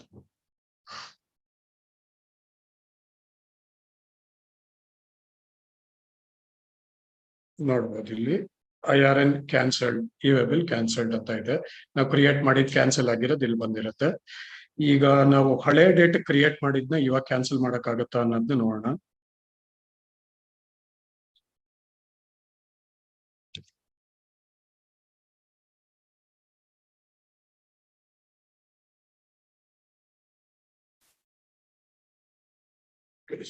ಸೊ ಎಕ್ಸಾಂಪಲ್ ಒಂದು 7th ಡೇಟ್ ತಗೋತೀನಿ ಅನ್ಕೊಳ್ಳೋಣ. ಇದು 82,608 ಇದೆ, 7th ಜನರೇಟ್ ಆಗಿರೋ ಬಿಲ್ಲು. ಇದನ್ನ ಸೆಲೆಕ್ಟ್ ಮಾಡಿ ಕ್ಯಾನ್ಸಲ್ ಇ ಇನ್ವಾಯ್ಸ್ ಅಂತ ಕೊಡ್ತೀನಿ. ನೋಡಿ ಅದು ಕ್ಯಾನ್ಸಲ್ ಆಗ್ಲಿಲ್ಲ.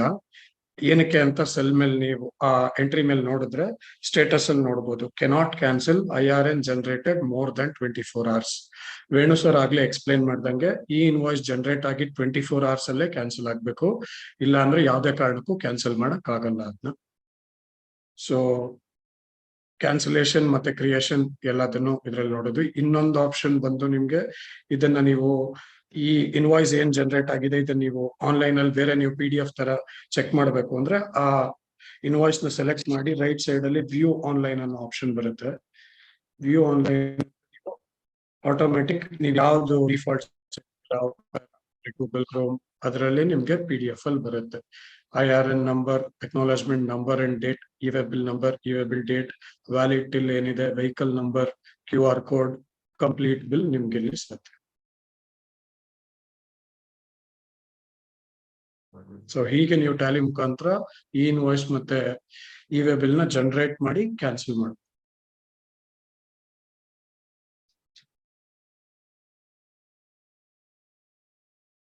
ಇದರ ರಿಗಾರ್ಡಿಂಗ್ ನಿಮ್ಗೆ ಏನಾದ್ರು ಡೌಟ್ಸ್ ಇತ್ತು ಅಥವಾ ಏನಾದ್ರು ತಿಳ್ಕೊಬೇಕಿತ್ತು ಅಂದ್ರೆ ನೀವು ಕೇಳ್ಬೋದು. ವೇಣು ಸರ್ ಇದಾರೆ ಕ್ಲಿಯರ್ ಮಾಡಕ್ಕೆ. ಈ ಟ್ಯಾಲಿ ಸಾಫ್ಟ್ವೇರ್ ನ ಹೇಗೆ ಡೌನ್ಲೋಡ್ ಮಾಡ್ಕೋಬಹುದು? ಸೆಷನ್ ಆದ್ಮೇಲೆ ನಮ್ಮ you can always connect to our team, support team, ಅವರು ಅಸಿಸ್ಟ್ ಮಾಡ್ತಾರೆ. Any time limit for generating invoice for previous date? admin ಅವರು in the question. Currently there is no restriction, but mostly very soon government may come. ಬರೀ 7 days ಮಾತ್ರ validation ಕೊಡಬಹುದು. So ಇನ್ನು ನಮ್ಗೆ ಅದ್ರ ಮಾಹಿತಿ ಇಲ್ಲ. ಸೊ ಅದು other. Yes, sir. Can we see the e-way bill then? Yeah. So let me just present my screen. Yeah. ಈಗ ಕೊನೆಗೆ ನಾವು ಟ್ಯಾಲಿ ERP9 ಇಂದ ಹೇಗೆ e-way bill ಜನರೇಟ್ ಮಾಡೋದು? ಈಗ most of you e-way bill ಜನರೇಷನ್ಗೆ ಗವರ್ಮೆಂಟ್ ಪೋರ್ಟಲ್ಗೆ ಹೋಗಿ ಅಲ್ಲಿ ಡೇಟಾ ಎಂಟ್ರಿ ಮಾಡಿ ಪ್ರಿಂಟ್ ತಗೊಳ್ತೀರಾ. ಬಟ್ ಇದೇ ರೀತಿ ಈ ಇನ್ವಾಯ್ಸ್ ನಮಗೆ e-way bill ಅಪ್ಲಿಕಬಲ್ ಇದೆ. I am selling it to end customer, B2C ಅಥವಾ ಡೆಲಿವರಿ ಚಲಾನ್. ಸೊ ಹೇಗೆ ಆ ಬೇರೆ ಈ ಇನ್ವಾಯ್ಸ್ ಅಪ್ಲಿಕಬಲ್ ಇಲ್ಲ, ಬರೀ e-way bill ಅಪ್ಲಿಕಬಲ್ ಇರುತ್ತೆ. ಆ ಟ್ರಾನ್ಸಾಕ್ಷನ್ಸ್ಗೆ ಹೇಗೆ e-way bill ಜನರೇಟ್ ಮಾಡೋದು ಅನ್ನೋದು ಅದು ನಾವು ಡೆಮೋ ನೋಡೋಣ. Yes sir.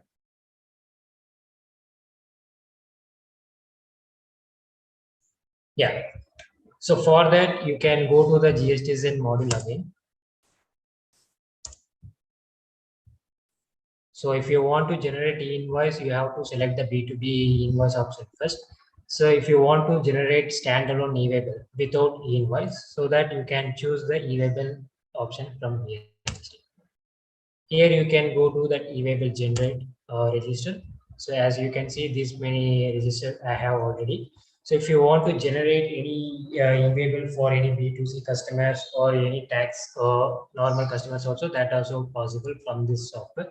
So what I can do, let me just create one invoice with customers, B2C customers.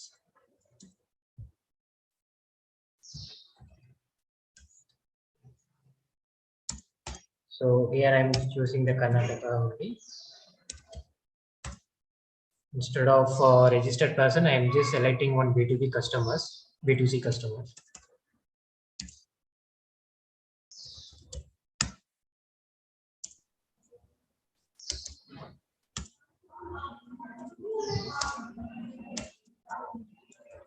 So as usual, you can mention the quantity here.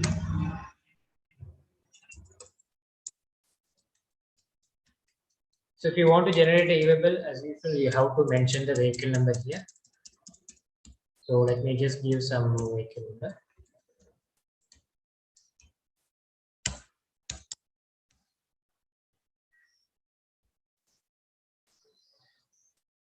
So I have saved one invoice. That invoice can be accessible from the GSTSN module, e-waybill register. I can click on the e-waybill generate. So as you can see, this is what the invoice which I have created now. So if you want to generate e-waybill for that particular invoice, also if you want to generate any bulk invoices also, that is also possible. So let me just select both the invoices, and I am just clicking on the generate e-waybill. So ಇದರಲ್ಲಿ ನಾವು ನೋಡ್ಬೋದು mister X is an end customer B2C. ಈ invoice applicable ಆಗಲ್ಲ. ಈ data NIC portal E invoice ಪೋರ್ಟಲ್ಗೆ ಹೋಗಲ್ಲ.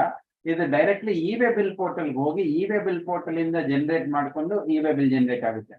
So ಈಗ ನೀವು ನೋಡ್ಬೋದು ಇ-ವೇ ಬಿಲ್ ಜನರೇಟ್ ಮಾಡ್ಬೇಕಂದ್ರೆ ನೀವು ಗೌರ್ಮೆಂಟ್ ಪೋರ್ಟಲ್ಗೆ ಹೋಗಿ ಎಂಟ್ರಿ ಮಾಡಿ. ಈಗ 2 ಫ್ಯಾಕ್ಟರ್ ಅಥೆಂಟಿಕೇಶನ್ ಶುರು ಆಗ್ತಾ ಇದೆ 15th ಜುಲೈಯಿಂದ. ಅಂದ್ರೆ ಲಾಗಿನ್ಗೆ ನೀವು ಯೂಸರ್ ನೇಮ್ ಪಾಸ್ವರ್ಡ್ ಸಮೇತ you will have to enter the OTP that is received on the mobile and email ID. So, and data entry mistakes will be there. Same information alli hogi entry ಮಾಡಿ ಎಲ್ಲಾದ್ರೂ mistakes ಇರಬಹುದು. ಆ mistakes ಎಲ್ಲ avoid ಮಾಡಿ ಒಂದು click of A button ಅಲ್ಲಿ ನಮಗೆ E-way bill generate ಆಗಿದೆ, ಅದು ಇ-ವೇ ಬಿಲ್ ನಂಬರ್, ಅದು ವ್ಯಾಲಿಡಿಟಿ ಡೇಟ್ ಅಂಡ್ ಯಾವ ಡೇಟ್ ಇಂದ ಯಾವ ಡೇಟ್ ತನಕ ಎಲ್ಲ ಇನ್ಫಾರ್ಮೇಶನ್ ನಮಗೆ ಮಾಹಿತಿ ಸಿಕ್ಕಿದೆ. S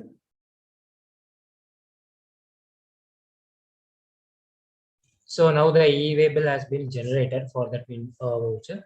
If you want to see the details, you can see from here itself. This is the status. You can see the e-waybill generated. This is what the e-waybill number from the government portal, and when it has been changed. Yeah. So the zoom in. So ನೀವು ನೋಡಬಹುದು invoice ಅಲ್ಲಿ invoice print ಅಲ್ಲಿ ನಿಮಗೆ E-way bill number ಸಮೇತ print ಬಂದಿದೆ. Yeah. So this is the B2C QR code. If you want to generate the QR code for B2C payment, that is also available from the GSTSN software. The moment when you scan the QR code, directly it will redirect to that payment from the Phone Pay or Google Pay. So where you can make the payment from the QR code.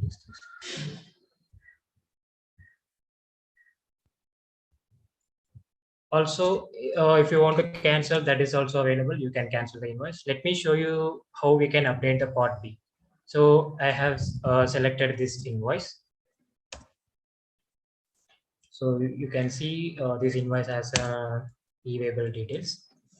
Let me just give that place of this thing dispatch from. Here we can see the vehicle number KA12AE1234. For some reason, we are having one change in the vehicle, and I want to update the part B. Answer is yes, you can update the part B to 2, 3, 4, 5, whatever.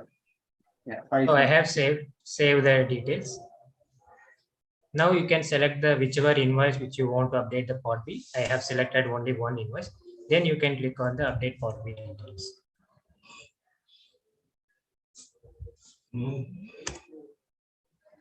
So it is saying that the notification e-waybill part B has been updated. Also, you can see the valid up to time, whatever the time which has been prescribed. So with the change in the vehicle number, our validity doesn't change. Hence, you are still seeing it as 29th June midnight. The only thing is vehicle number is updated. So that way, if some breakdown happens, anything, you can easily do it in one go. We also have a feature for extension renewal. It is 8 hours before and 8 hours later. Given that ಈಗಲೇ generate ಮಾಡಿದ್ವಿ, but ಅದೊಂದು button ಅಲ್ಲಿ select ಏನಿದೆ, select the button. Right side ನೀವು ನೋಡಬಹುದು extend E-way-bill validity. ನಿಮ್ಗೆ just in case ಒಂದು ಮಾಹಿತಿ ಸಿಕ್ಕಿದೆ, ವೆಹಿಕಲ್ ಇನ್ನು ರೀಚ್ ಆಗಿಲ್ಲ, ಇ-ವೇ-ಬಿಲ್ ಎಕ್ಸ್ಪೈರ್ ಆಗಿದ್ರೆ 8 hours ಬಿಫೋರ್ 8 hours ಆಫ್ಟರ್ ಒಂದು ಬಟನ್ ಸೆಲೆಕ್ಟ್ ಮಾಡಿದ್ರೆ ಆಟೋಮೆಟಿಕ್ಲಿ ಇ-ವೇ-ಬಿಲ್ ಎಕ್ಸ್ಟೆಂಡ್ ಆಗುತ್ತೆ.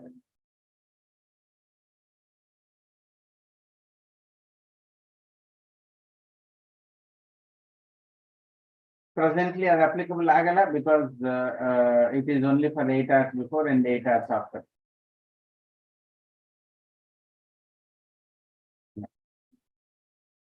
Any other things to that? No, sir, that's it from me, sir.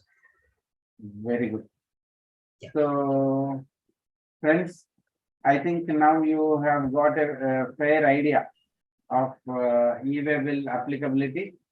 E-waybill ಯಾರಿಗೆ applicable ಆಗುತ್ತೆ, ಇ-ವೇ ಬಿಲ್ ಯಾವ ಡಾಕ್ಯುಮೆಂಟ್ಸ್ ಗೆ ಅಪ್ಲಿಕಬಲ್ ಆಗುತ್ತೆ, ಇ-ವೇ ಬಿಲ್ ಹೇಗೆ ಜನರೇಟ್ ಮಾಡೋದು, ಏನೇನು ವೇರಿಯಸ್ ಮೋಡ್ಸ್ ಆಫ್ ಜನರೇಷನ್ ಇದೆ, ಅದ್ರದ್ದು ಎಲ್ಲಾ ಮಾಹಿತಿ ಸಿಕ್ಕಿದೆ ಅಂತ ನಾನು ತಿಳ್ಕೊಳ್ತೀನಿ. ನಿಮ್ಗೆ ಇನ್ನೂ ಏನಾದ್ರೂ ಪ್ರಶ್ನೆಗಳಿದ್ರೆ, ಸಂದೇಹಗಳಿದ್ರೆ, ನೀವು ಸ್ಕ್ರೀನ್ ಅಲ್ಲಿ ಕಾಣ್ತಾ ಇರೋ ನಂಬರ್ support@gstzen.in 7406441122 ನಿಮ್ಗೆ SMS, ವಾಟ್ಸ್ಆಪ್ ಅಥವಾ ಫೋನ್ ಮುಖಾಂತರ ಇನ್ಫಾರ್ಮೇಶನ್ ತಿಳ್ಕೊಬಹುದು. ನಿಮ್ಗೆ ಸಾಫ್ಟ್ವೇರ್ ಬಗ್ಗೆ ಇನ್ನೂ ಇನ್ಫಾರ್ಮೇಶನ್ ಬೇಕು ಅಂದ್ರೆ support@gstzen.in ಗೆ ನೀವು ಮೇಲ್ ಮಾಡಬಹುದು ಅಂಡ್ ಎಲ್ಲ ಡೀಟೇಲ್ಸ್ ಪಡಿಬಹುದು. ಎನಿ ಅದರ್ ಕ್ವೆಶನ್ಸ್ ಯಾರಿಗಾದ್ರೂ? And there's some more time, you can unmute yourself and you can also ask the question. If some question is not resolved, you can unmute yourself and ask the question.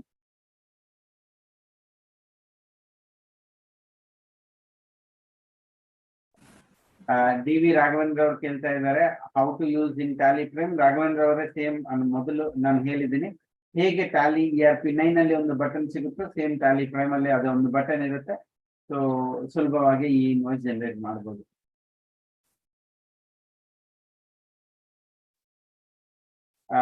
Participants ಎಲ್ರಿಗೆ ಇವತ್ತಿನ session PPT presentation email ಮುಖಾಂತರ ಸೇರುತ್ತೆ.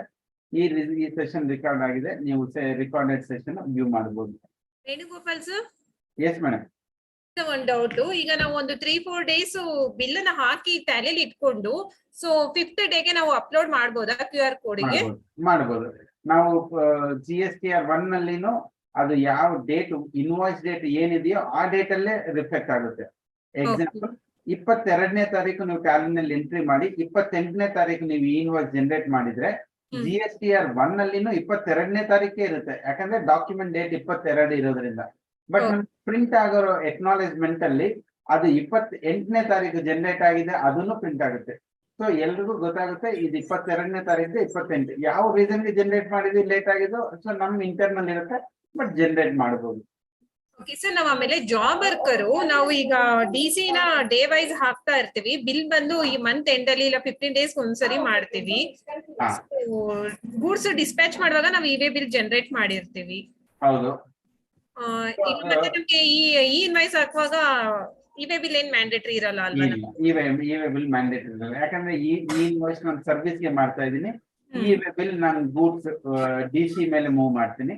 ಹಾಗಿರೋದ್ರಿಂದ ಎರಡು ಬೇರೆ ಬೇರೆ ಇದಿರುತ್ತೆ. In fact GSTzen software ಅಲ್ಲಿ ನೀವು ಟ್ಯಾಲಿನಲ್ಲಿ delivery challan ಮುಖಾಂತರನು again ಒಂದು ಸಿಂಗಲ್ ಬಟನ್ ಕ್ಲಿಕ್ ಅಲ್ಲಿ ಇ-ವೇ ಬಿಲ್ ಜನರೇಟ್ ಮಾಡಬಹುದು. ಓಕೆ ಸರ್, ನಾವೀಗ B2B ಹಾಕಿ B2C ನು ಹಾಕ್ಬೋದಲ್ವಾ? ಆಗ B2C ಅಂತ ಸೆಲೆಕ್ಟ್ ಮಾಡಿ ನಾವು ಇನ್ವಾಯ್ಸ್ ರೈಸ್ ಮಾಡಬಹುದು. ಇನ್ವಾಯ್ಸ್ B2B ಆಗುತ್ತೆ, ಇ-ವೇ ಬಿಲ್ B2B B2C ಎರಡಿಗೂ ಇ-ವೇ ಬಿಲ್ ಆಗುತ್ತೆ. B2C ಗೂ ಆಗುತ್ತಾ? ಇ-ವೇ ಬಿಲ್ B2B B2C ಎರಡಿಗೂ ಆಗುತ್ತೆ. Okay okay, thanks sir, thanks ಎಲ್ಲ. ಓಕೆ. HSN ಅಪ್ಲೋಡ್ ಆಟೋಮೆಟಿಕ್ ಆಗುತ್ತೆ. HSN ನಾವು ಟ್ಯಾಲಿನಲ್ಲಿ ಏನ್ ಕಾನ್ಫಿಗರ್ ಮಾಡ್ತೀವೋ ಅದು ಅಪ್ಲೋಡ್ ಆಗುತ್ತೆ. ನಾವು ಕಾನ್ಫಿಗರ್ ಆಗಿಲ್ಲ ಅಂದ್ರೆ ಆಟೋಮೆಟಿಕಲಿ ನಮ್ಗೆ ಗವರ್ಮೆಂಟ್ ಪೋರ್ಟಲ್ ಇಂದ ಎರರ್ ಬರುತ್ತೆ, ಇದು ಇನ್ವ್ಯಾಲಿಡ್ HSN ಆರ್ ನಲ್ HSN ಅಂತ.